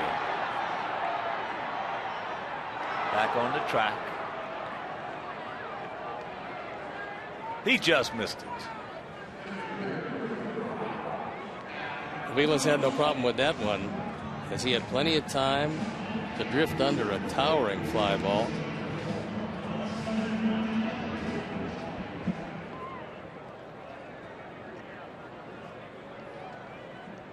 So here's Adam. Adam, a couple of strikeouts.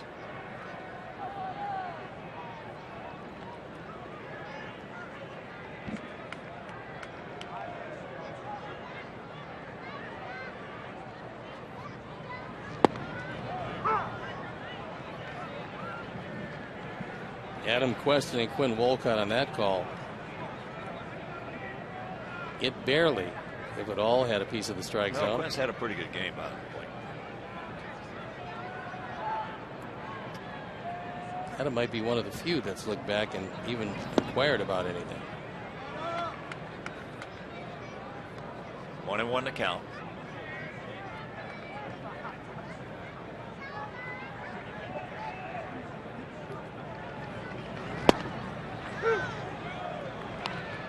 That one right at the bottom of the zone. So the ball in 2 strikes with 2 down here in the bottom of the 6th.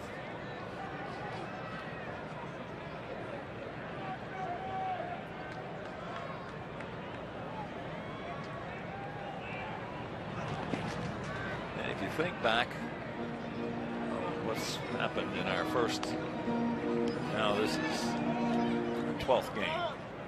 Most of the time we have been shut down offensively, which have been a lot of these times. Guys have got it and thrown and worked very quickly. 1, 2, 3 inning, a 7 in a row retired by Trevor Bauer and win of the 7th.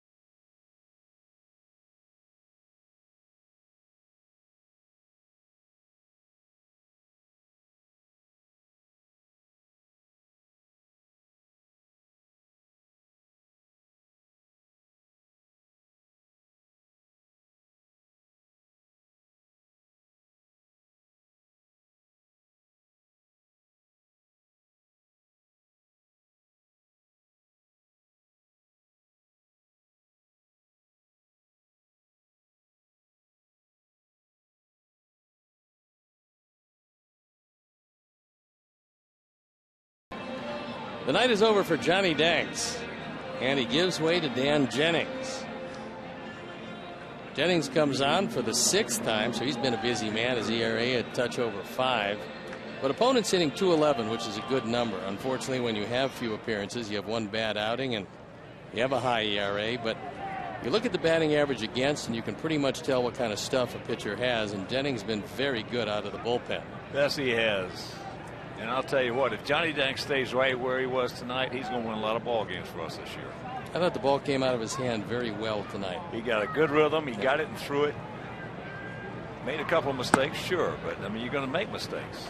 And when you're struggling just a little bit. Those mistakes are not going to be popped up or grounded out. They're going to be hit hard. No, it'll also go down as a quality start.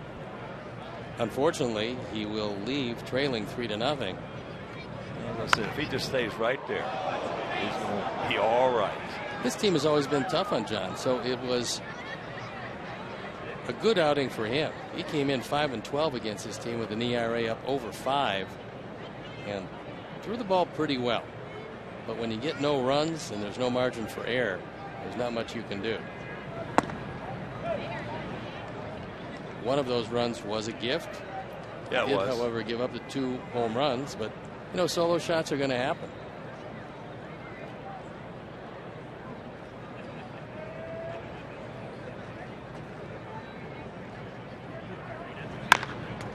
Chopper, get over there. He'll take it. So Ramirez is retired. One out. And it'll bring up Kipnis, who's 0 for 3 tonight.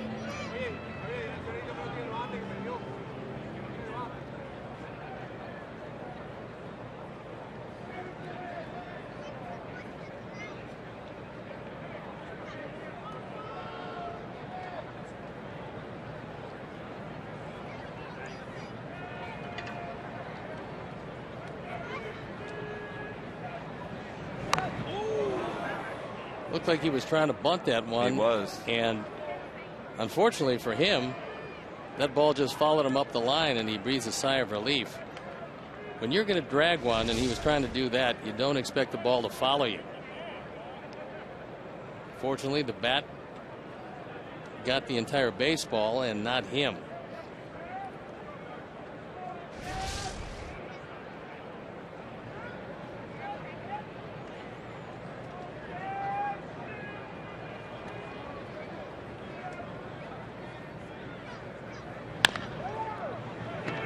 Two down.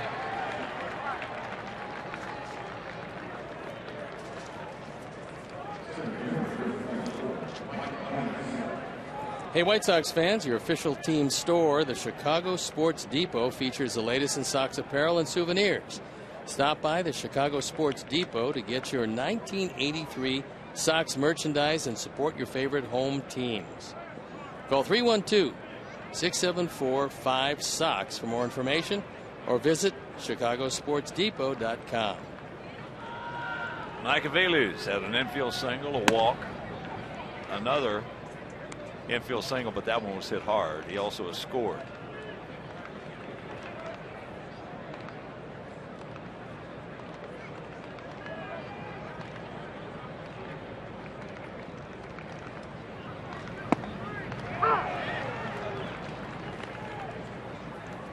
Two out, 1-1.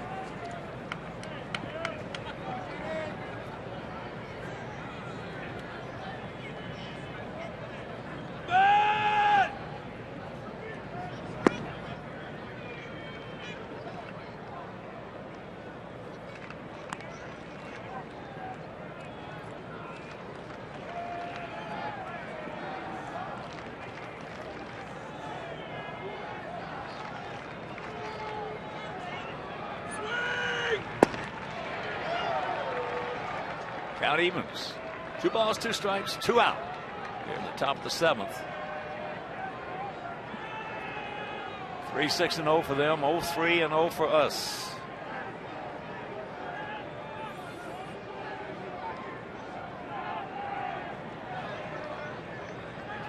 Eagle! Nice pitch. Had him out in front. Nice inning for Jennings. 7th inning stretch. 3-0 Cleveland.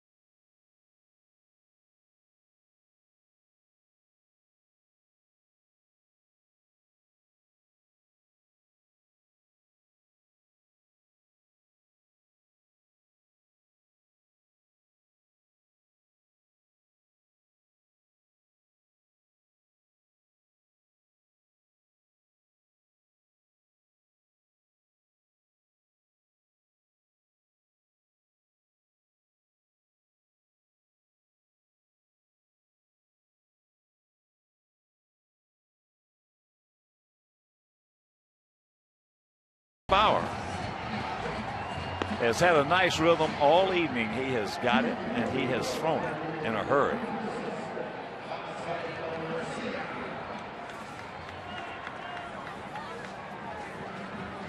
So if that's the case, you might want to take as much time in that box as you can. And at 87 pitches, Bauer looks as strong as he looked to start the ball game.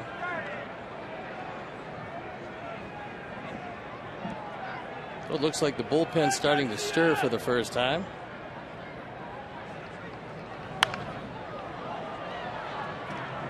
Well, one thing about it, he's liked his fastball tonight. He's thrown his fastball a lot. We just have not squared it up.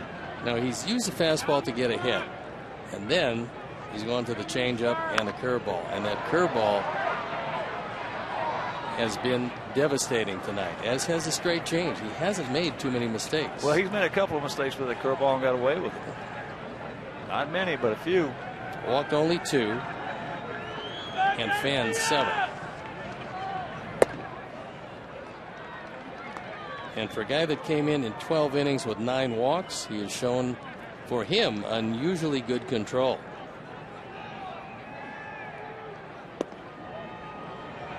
That one missed. That was a good call by Quinn Wolcott because it just missed off the outside corner. He didn't ring him up. And a good eye by Avi. It's a tough pitch to foul off.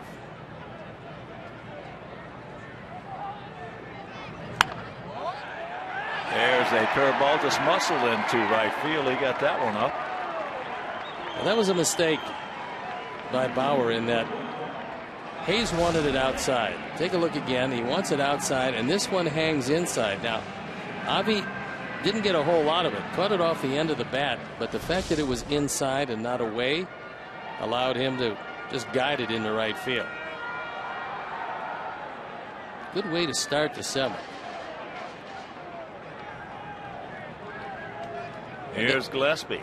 Strike out and a double. That's going to start the bullpen to work for the Indians.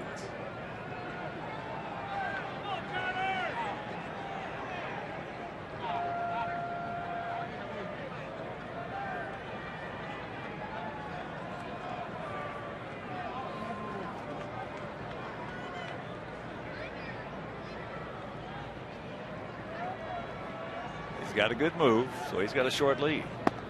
And there is a strike.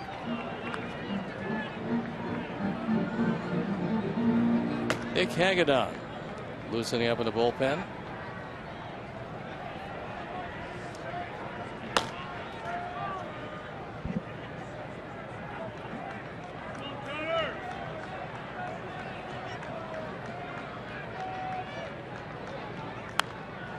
He got a cookie and missed it. He threw a slider that stayed up in the zone, right over the middle of the plate. And now Bauer is starting to make some mistakes. He was fortunate to get away with that one.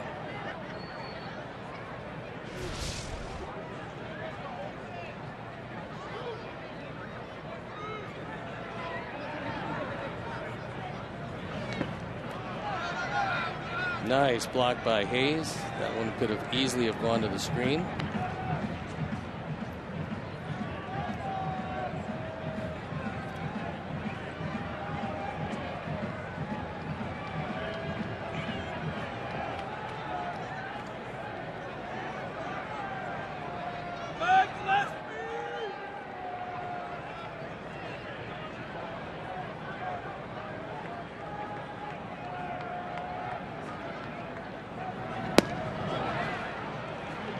Lays off that pitch. Good try by Bauer.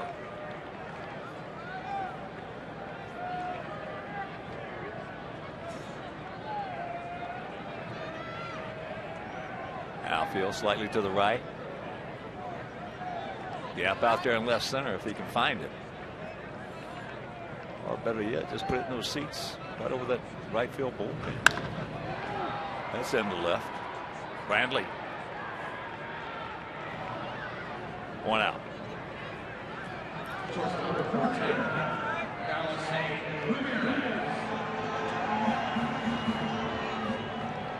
Lexi has not had a particularly good look at Trevor Bauer tonight. Well, he's had a couple of good pitches to hit, and he took them.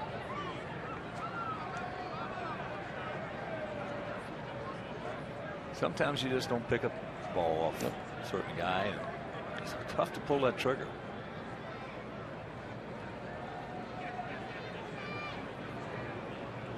Like a straight change on the first pitch. It was. And I think fortunately for him, he missed low and away.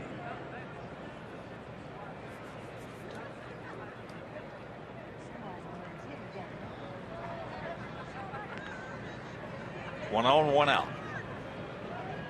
3-0 Indians.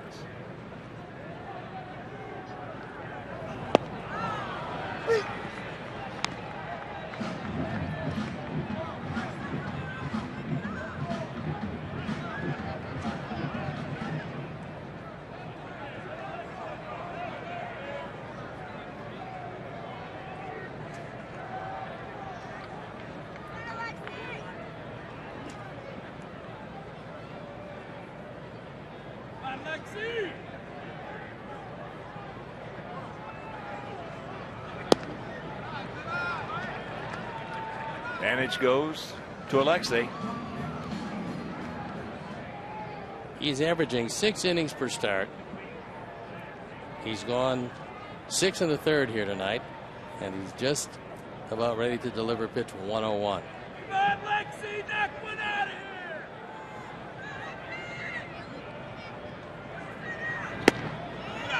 And the count 3-1.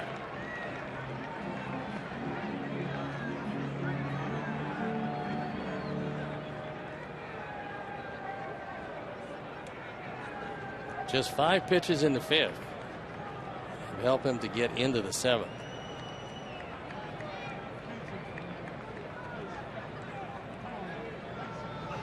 And there's a shot. It's going to be right at him. Brantley playing him perfectly. Hang with him. Meanwhile, 2 down.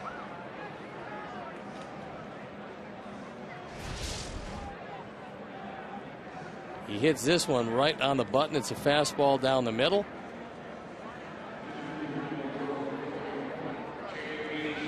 But unfortunately, Brantley a good left fielder right there. So J.B. Shuck is going to come out. He's going to pinch hit for Giovanni Soto.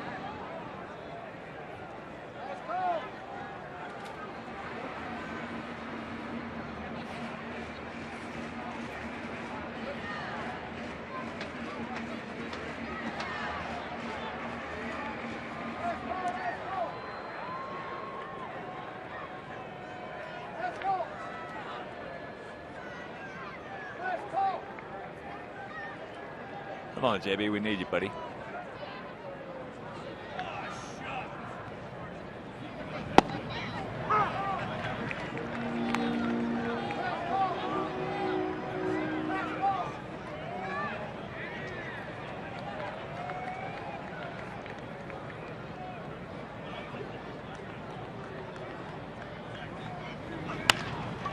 Back to the middle softly here. And Kipnis with a nice play. Gets to the bag, and that'll be turn to the side. We're into the 8th. It's still 3-0.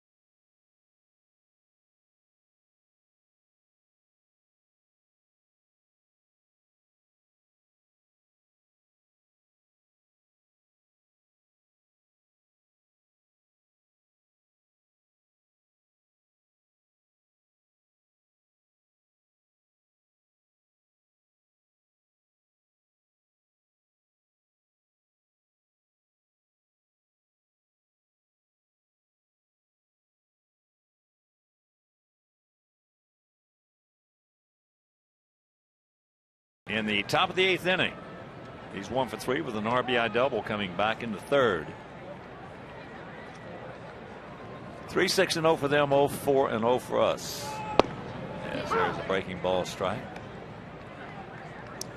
Tyler Flowers now comes in behind the plate as Giovanni Soto was lifted for a pinch hitter.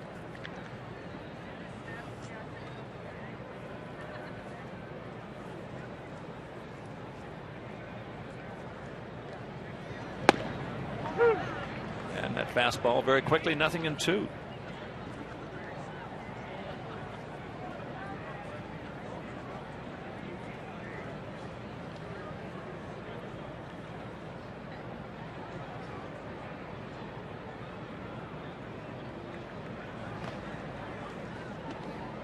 Lays off that quick breaking curveball. Zach Putnam loosening in the pen.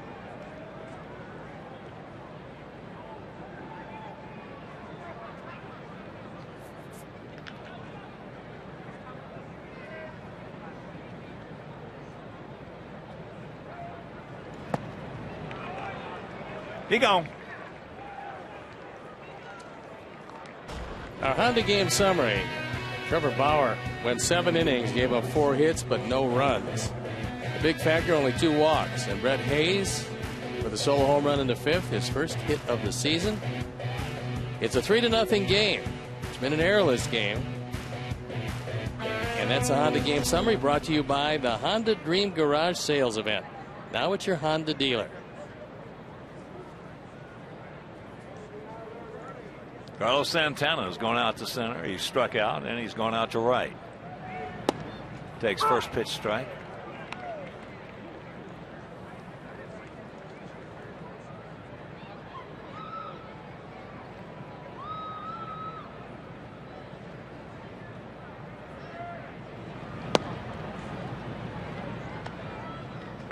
Now field straight up.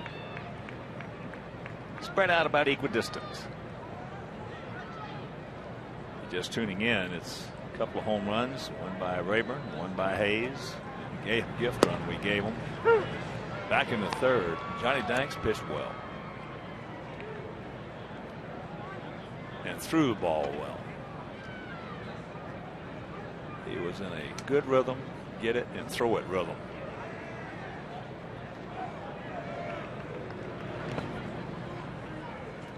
And you know yourself, being a former pitcher, Steve, that sometimes you get guys who've been struggling, and the last thing that you want them to do is get on the mound and think. Now, if you're feeling pretty good about your stuff on a given night, number one, working quickly conveys that you have confidence in your stuff, and number two, you don't allow the hitter to get set. Got to hurry. Nice play. Beautiful play, 2 down. Well, you know, it's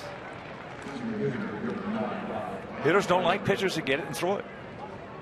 And now it should be an advantage for the pitchers because they can't step out of the box.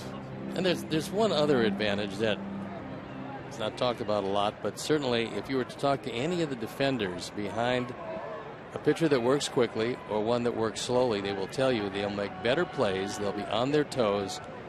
They will play more consistent defense behind a pitcher that works quickly. I don't see any downside to working quickly, especially when your defense plays better. Well, there's only one way you can get a good jump as a defender, and that's be into the ball game. And when you get a guy out there throwing ball 1, ball 2, 2 and 2, 3 and 2, ball 4, you're not into the ball game. I don't care what your name is. And the biggest thing to me, though, outside of the other, is the umpires. You get an umpire back there, you get a rhythm and throwing, you're going to get a few pitches.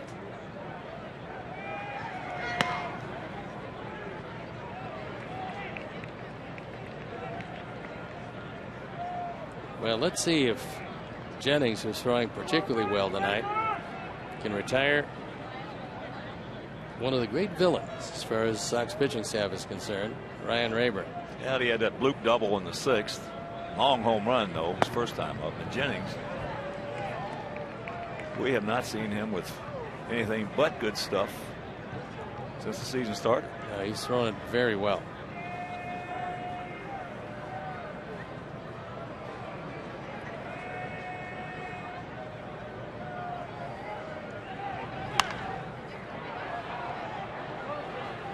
little tardy on that one, so the count evens at 2.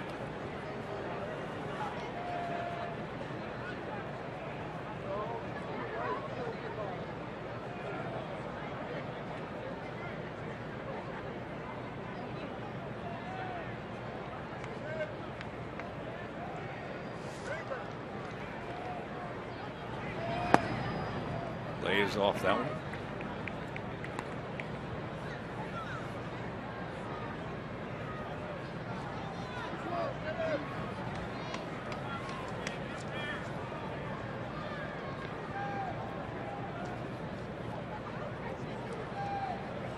Payoff pitch. Swing! Just did get a piece of it. Jennings went down on the follow through, and hopefully he didn't turn an ankle, because we've talked about that area. When you take your stride, if you have a right-hander on the mound as your opponent, looked like the right foot slipped and Jennings went down. Look at it from this angle. And as you can see, the right foot just slipped out from under him, gave way, and he went down, but he appears to be okay. He's going to be taking a couple of warm-up pitches to make sure. He's more embarrassed probably than anything else. He doesn't appear to be hurt, and that's a good thing.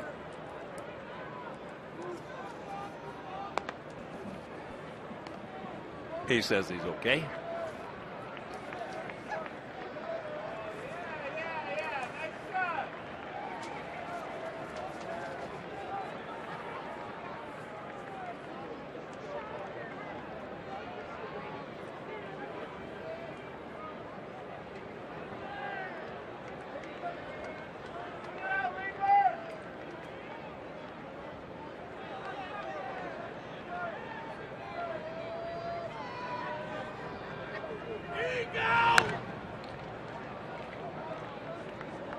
Count hangs full.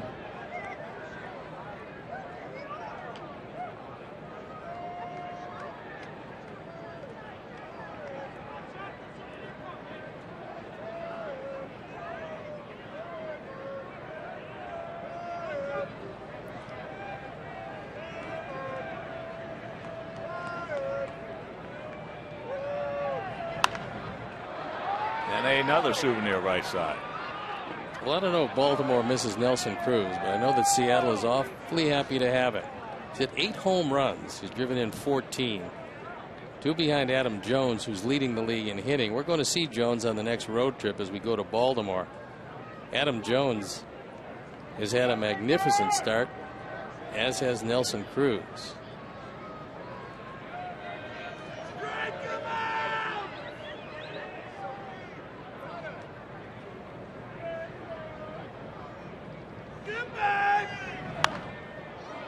Another foul ball.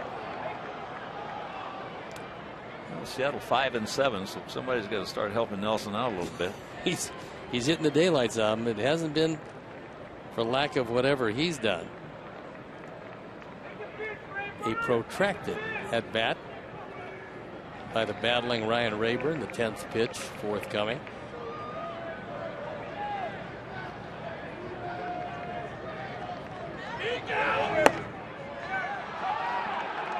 And that pitch high, ball 4. Here comes Robin. He wants Zach Putnam. Jennings once again showing some very good stuff out there. Retired the first 5 he saw before that long at bat. So he'll depart, and we'll be back.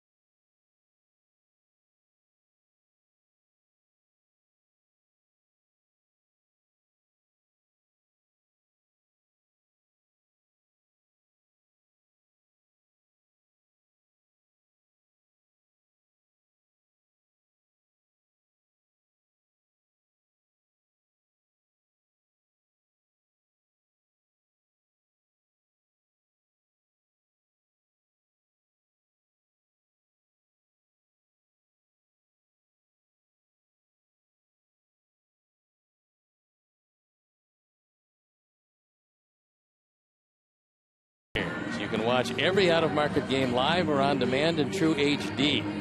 The MLB.TV Premium includes a free at-bat 15 subscription. So watch live baseball on over 400 mobile and connected devices. Blackout and other restrictions apply. Visit MLB.TV for details. Zach Putnam on for the 5th time. He's 0-1. Opponent's hitting .294 largely because of his inability the first couple of times out to get the splitter over. The last couple of times that splitter has been working well. And he inherits Ryan Rayburn at first base. And Murphy coming on to pinch hit for Sands. David Murphy. Sands was 0 for 2 with a walk.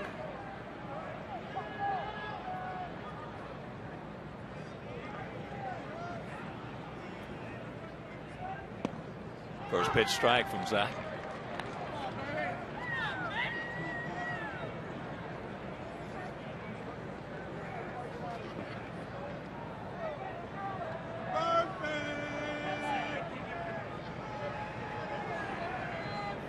Well, 1-1 to count with 2 down, 1 on here in the top of the 8th. We trail at 3-0. And the count 0-2.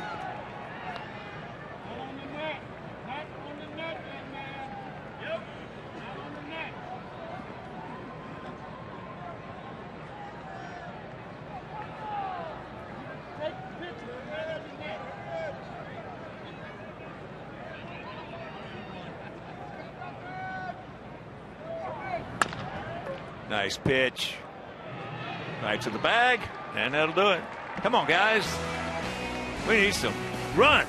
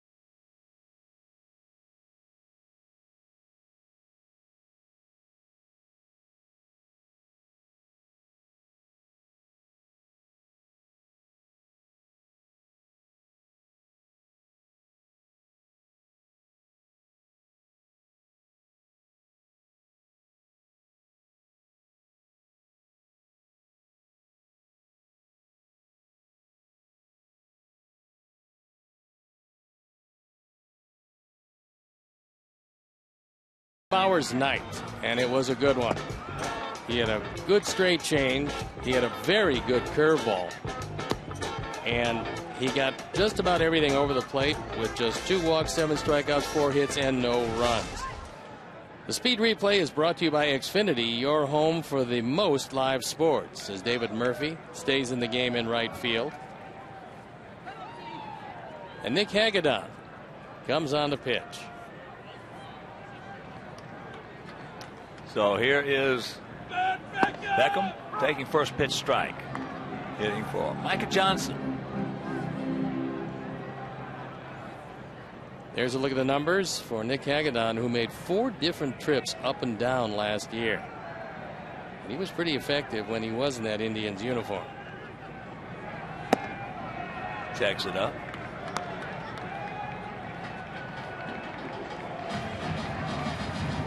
Last season, lefties hit .217. Righties hit just .211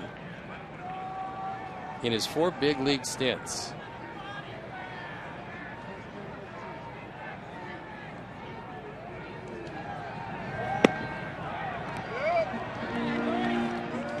Two and one to count to Beckham, who has really been swinging that bat well.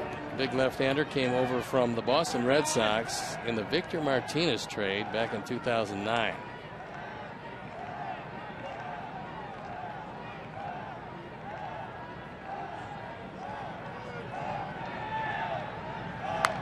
Good rip just underneath it.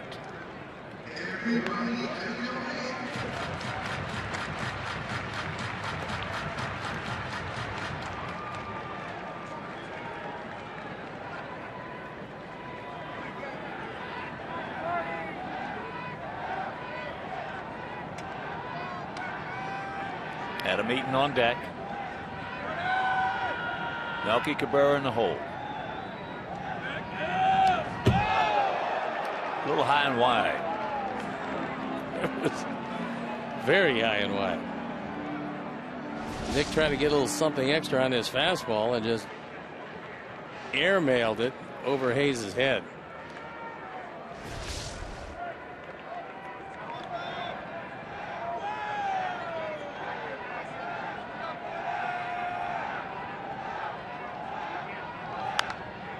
High pop up right side.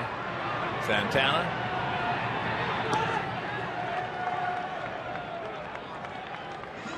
One out.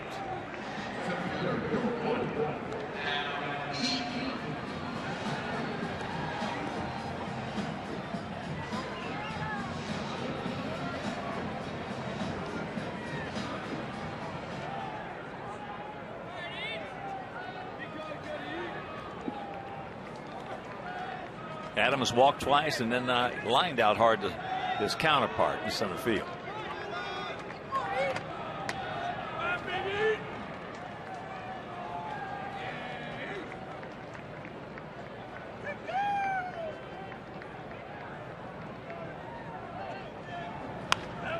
That's out of play.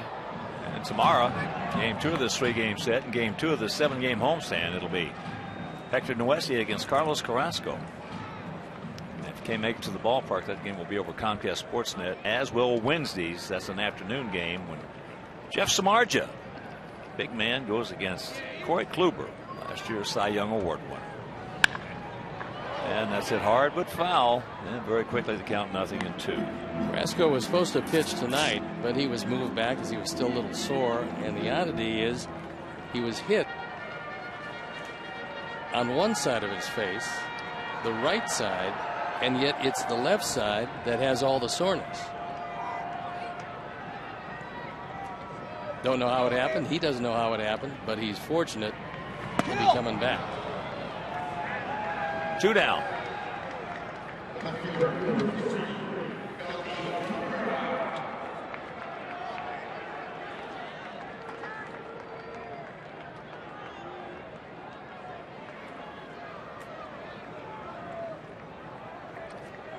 Here's a look at Jeff, who had just a magnificent outing last time against the Tigers in Detroit.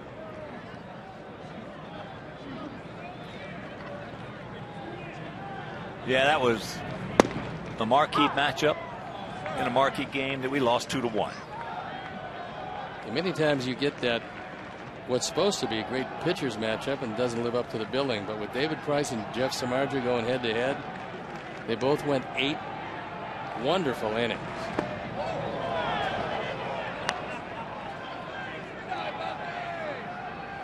Those are the kind of games I love.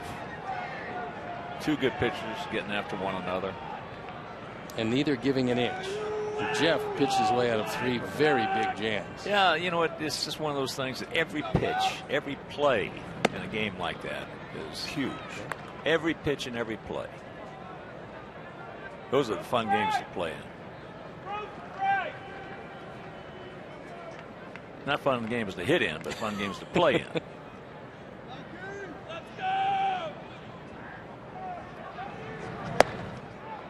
Checks it up. He did not go. Barres fouled out to left, hit into a 5-4-3 double play and grounded out 4-3. Melky gets on and leaves it to the big man. You wonder if Terry Francona is going to stay with the left-handed Hagedorn or if he's going to go to the pen, where a right-hander is throwing. If he gets a chance to go to that pen, he's going to go to that pen. And he's going to get a chance to go to that pen. Here he comes, the man who made more pitching changes than anybody in baseball last year. Appears like he's going to make another one.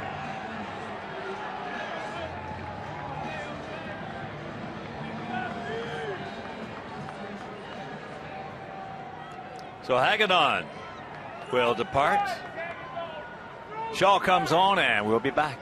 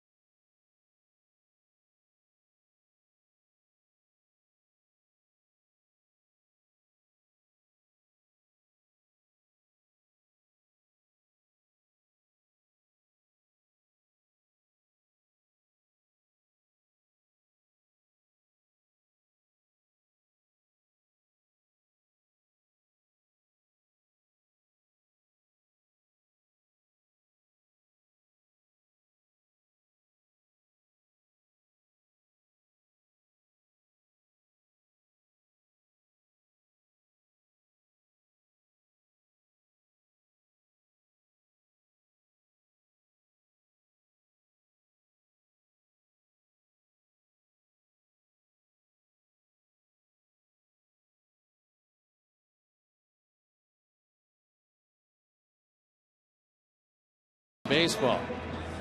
On for the 7th time. Opponent's hitting .444, so it could be he's feeling the 80 appearances last year. He's the first Indian reliever to lead baseball in appearances since the 1950s. A very busy man, and he promises to be just that again. So he inherits Melky Cabrera at first base. 2 outs here in the 8th inning. His team ahead by 3. And Abreu with a chance to do something about that. Jose is 1 for 3 tonight. Last time up, a deep drive. He just missed one. He got a high breaking ball from Bauer and just missed taking him out of here into right center field.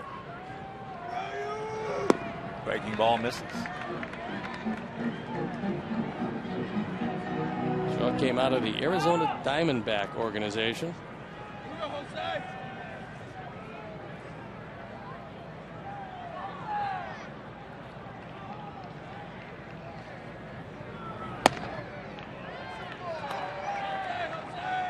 2-0 with Adam LaRoche on deck.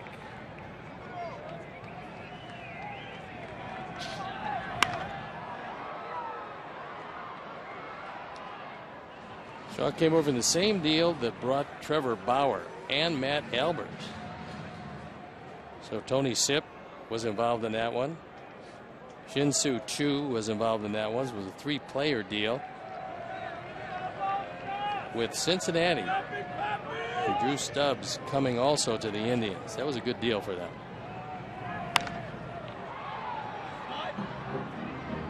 There he just fights that one off. So the count evens at 2 with 2 down here at the bottom of the 8th. Just tuning in. The Tribe has 3 runs on 6 hits. We have no runs on 4 hits.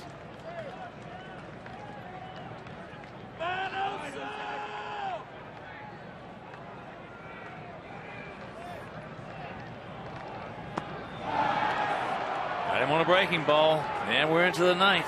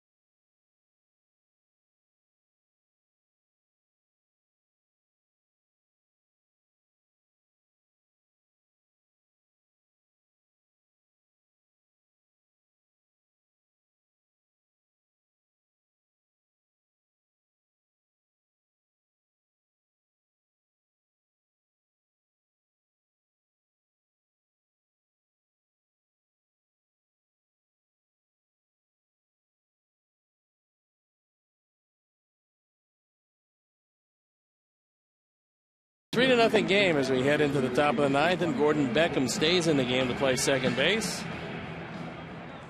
And David Robertson comes in the game to pick up an inning of work, on for the 5th time. He's 2 for 2 in save opportunities, but closers, many times when the team is not going as well as they would like, will rust away as opposed to being used too much. So you got to get them an inning of work every now and then, and that's what Robin is doing tonight with David. Here's Chisenhall. Here's a softly hit flare. Ate him up. Pitch 1 out. Robertson's fastball is a natural cutter, which makes it pretty difficult for left-hand hitters if they can't deal with the ball inside, because they're going to see it in there a lot. Yeah, that cutter's more devastating from a right-hander to a left-handed hitter than a right-handed hitter. No doubt. And we saw that for years with number 42 in New York. He was something. Yeah, that's something in this game today where you got so many talented hitters, strong guys that know what's coming and can't do anything with it. And for the early portion of his career, and by the early portion, I'm talking about the first 12 years or so, all he threw was cutters that went inside the left-handers and outside the right-handers. He threw them in the same spot. Then he learned to throw the cutter backdoor to the left-hander, which is away instead of in, and started to take a little something off some pitchers. But for a long time, he was a one-pitch pitcher, and nobody could hit him. That's what made him the greatest reliever of all time.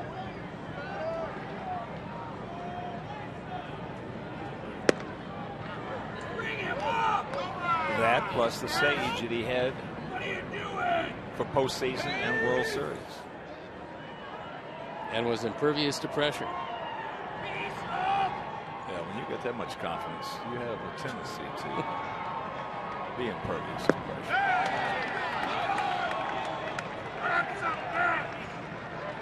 He gone. He's saying he fouled the ball. And Wolcott is saying, no, you didn't.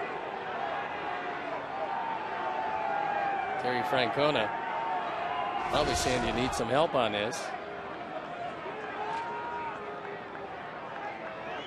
Well, tough to tell from that angle. Didn't look like his bat was anywhere near. If he fouled that ball, we got a scoop. He didn't come close. It's not that was even debatable. And there is no other angle that makes it look like he tipped it.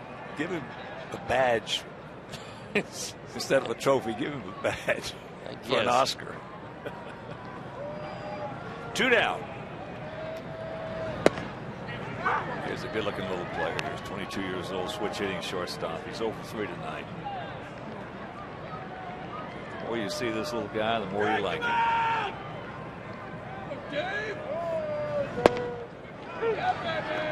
0-2 the count.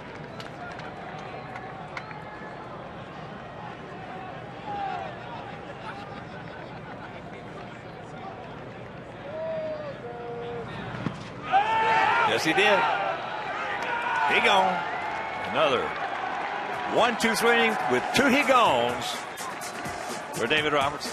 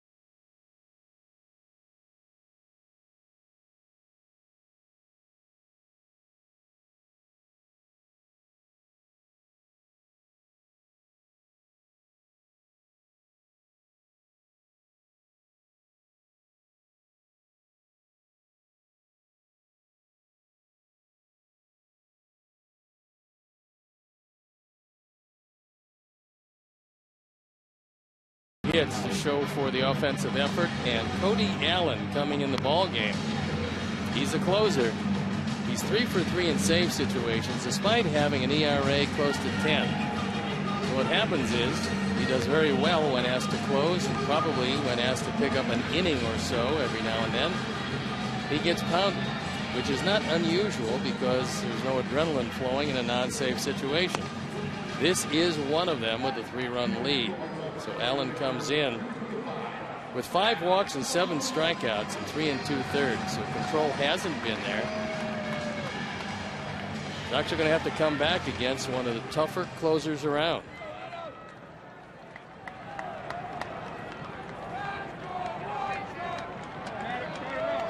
So it'll be LaRoche, Garcia, Gillespie, the first 3. Takes first pitch strike.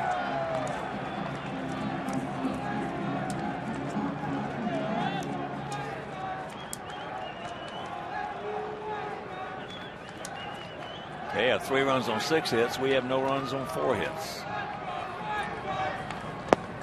And if you're just tuning in, Johnny Danks threw the ball extremely well. I said earlier, if he stays right there, he's going to win a lot of ball games for us.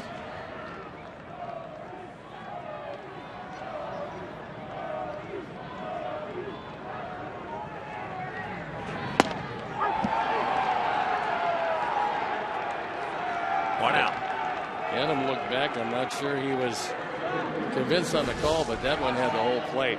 Much Xfinity pitch tracks. Much doubt about that at 95. Adams had one of those nights that they have made some good pitches on it. And close pitches that were strikes that the umpire gave the opposing pitcher.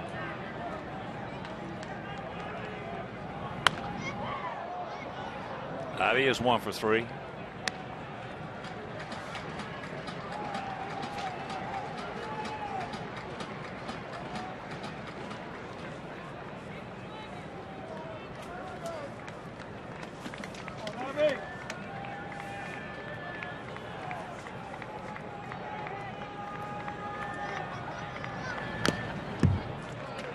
And the count 0-2.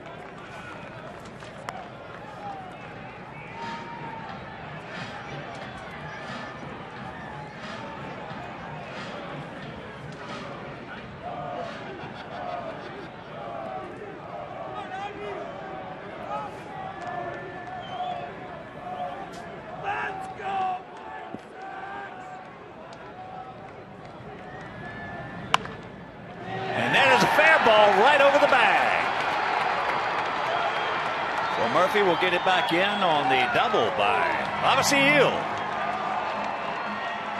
That's all we got. Let's take it and run with it.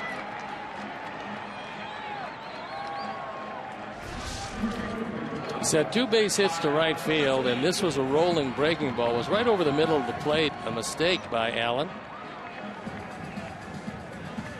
And looking straight down the line with the same angle that Quinn Wolcott would have, and Eric Cooper saw nicely. That was a fair ball all the way.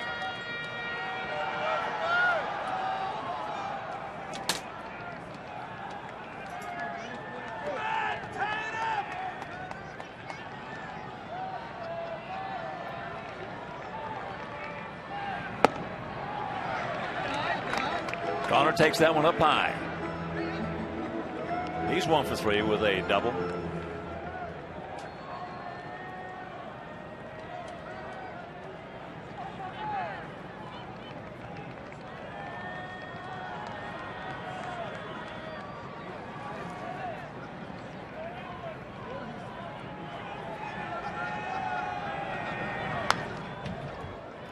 Underneath it, that fastball at 96.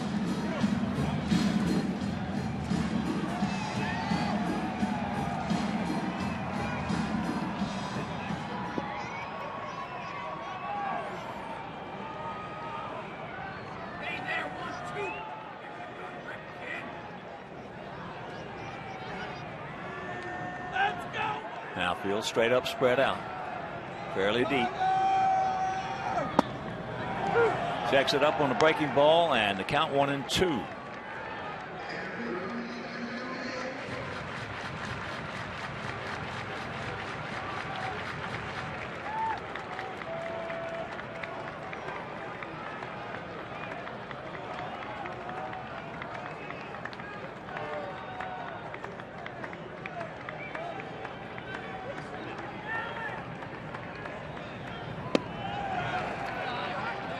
Good take right there. Tough pitch to lay off. Yeah, a good hard slider. Appeared to be in the strike zone for a while before dipping down and out of it.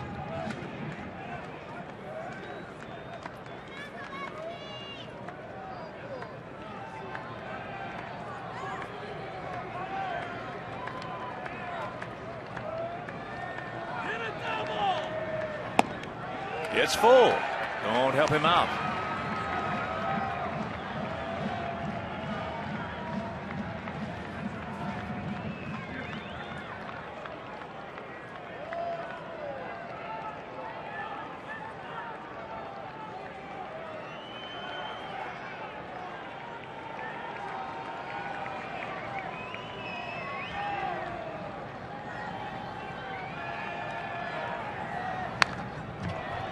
He was all over it and just underneath it.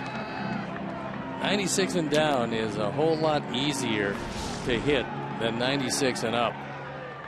As you can see, bottom of the strike zone, down the middle of the plate. Tanner got a piece of it. And I'll guarantee you, they're not 60% of the pitchers that know it. If they would, they'd throw a lot of face-high fastballs. You better believe it.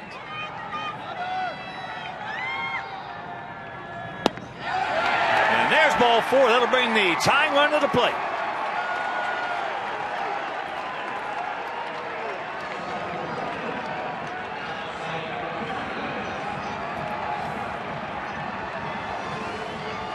Alexei is 0 for 3, but last time up he just squared one up and hit a rocket to Brantley in left field.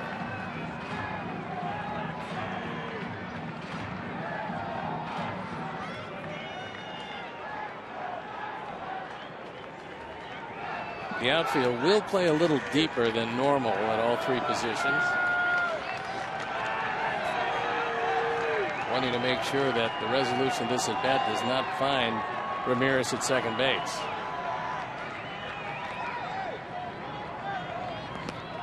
The ball gets away.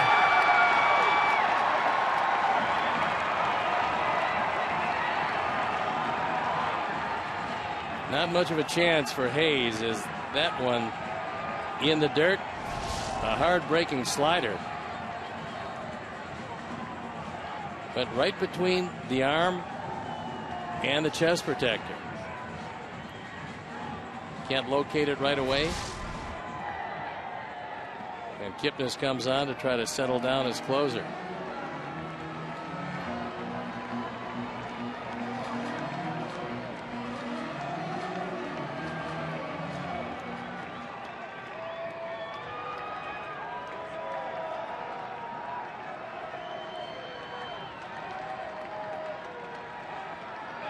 Come on, Lexi.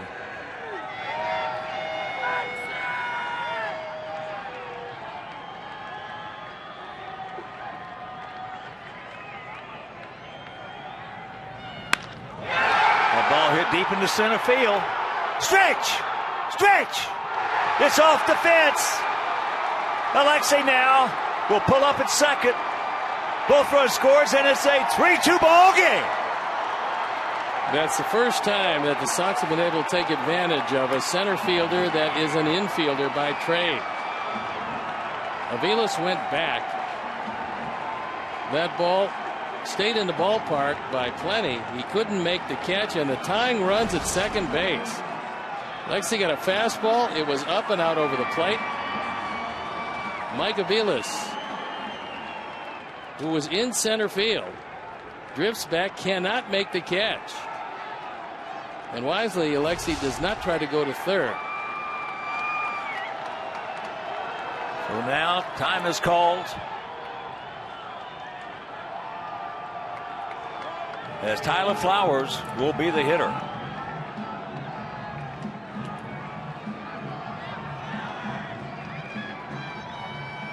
8 runs driven in by Ramirez.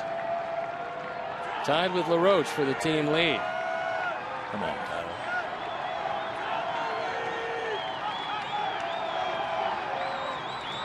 Breaking ball, strike.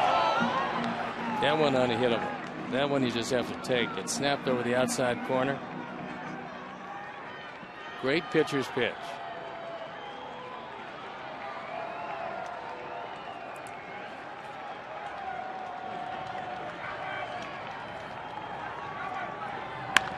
And there's a base hit. They're going to have to hold Alexei.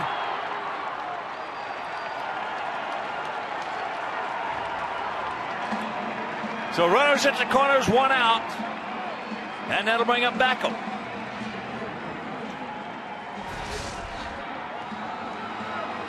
This breaking ball hung right over the middle of the plate. And Tyler was able to take it just over the outstretched glove of Chisenhall. It got by him before he actually made the dive, and now Mickey Callaway comes out. Runners at the corners, the tying run at third, the winning run at first.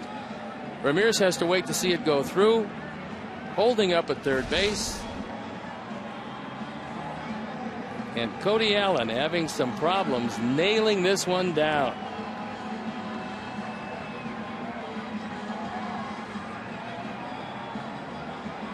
Todd Steverson and Robin talking over whatever strategy he might be thinking about in the signal to give to Beckham.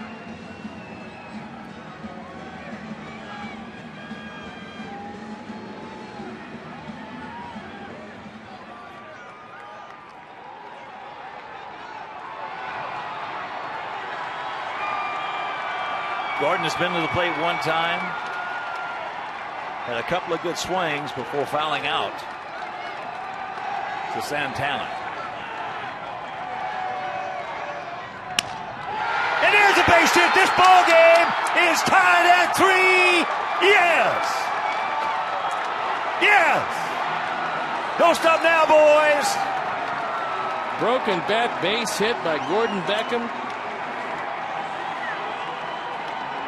4 hits, 1 walk, and 3 runs later. It's a brand new game here in the bottom of the 9th inning. As Gordon gets a fastball on the inner portion, takes it into left field, and just like that, Trevor Bauer cannot win, Johnny Danks cannot lose, and the Sox have the winning run at second base and only 1 out. And here's Adam Eaton.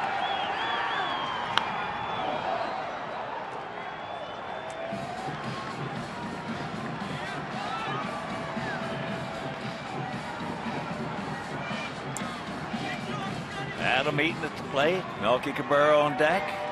0-1 the count. Now Phil shifted well around to the left and shortened up a little bit. Breaking ball could not hold up on it.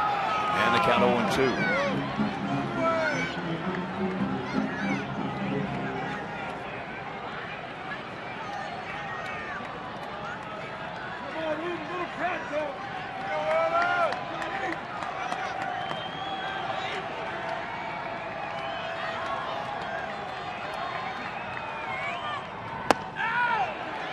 That one upstairs. A ball and 2 strikes. Zach Duke loosening up in the bullpen as Cody Allen is having some problems with his breaking ball here in the 9th inning. His first blown save of the year.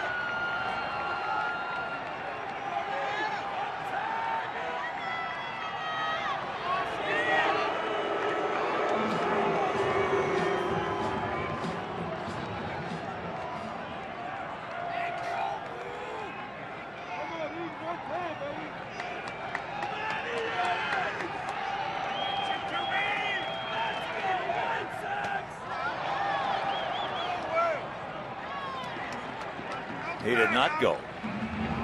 So 2-2. That was a good stop by Hayes. Could turn out to be a game saver. As he doesn't stop that one, Tyler's moving to third.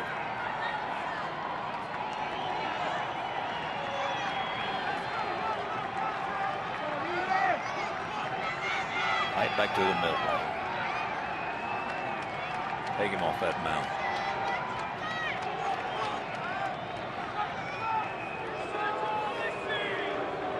Well, you just as soon Aviles or Murphy make the throw on a base hit as opposed to Brantley.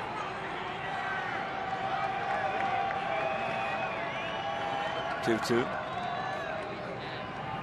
And there's a base hit. Tyler had to be held up. That will load him up. That ball was out of the strike zone. It was a fastball that Allen got up.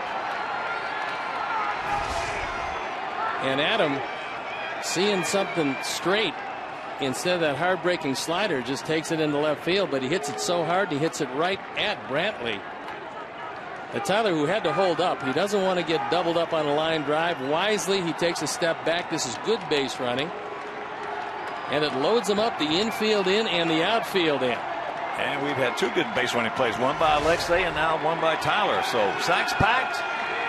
And here's Melky. Melky is 0 for 3. Takes that breaking ball down. Don't help him out.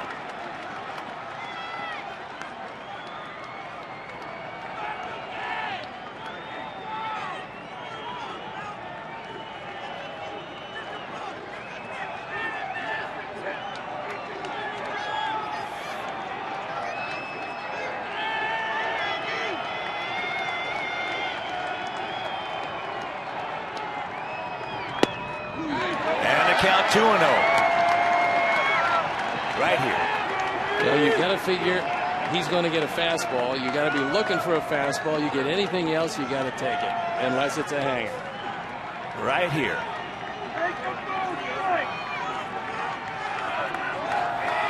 And our guys cannot get doubled up on the line drive.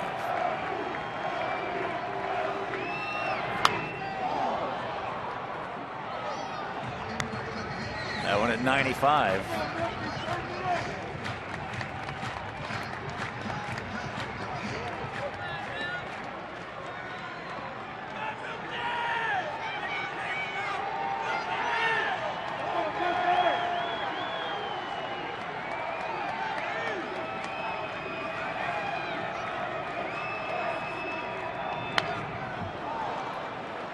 So he gets back even at 2-2.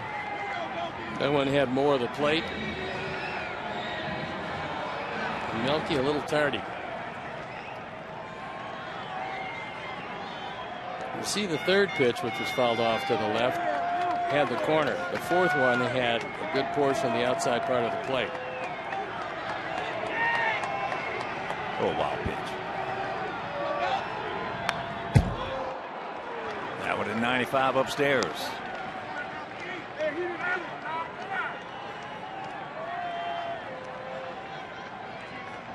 Very a breaking ball.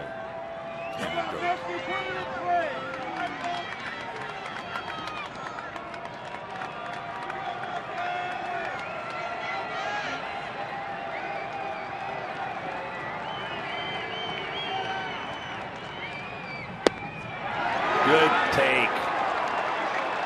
Got to have a lot of confidence in your catcher to throw a breaking ball at 2-2. And Melky looked at this one, dip out of the zone, didn't even offer at it. Boy, there is a good take by Cabrera. Indeed. And a payoff. And when that ball comes down, this ball game will be over. Sox with 4 runs in the bottom of the 9th inning, win it 4-3. You gotta be bleeping me.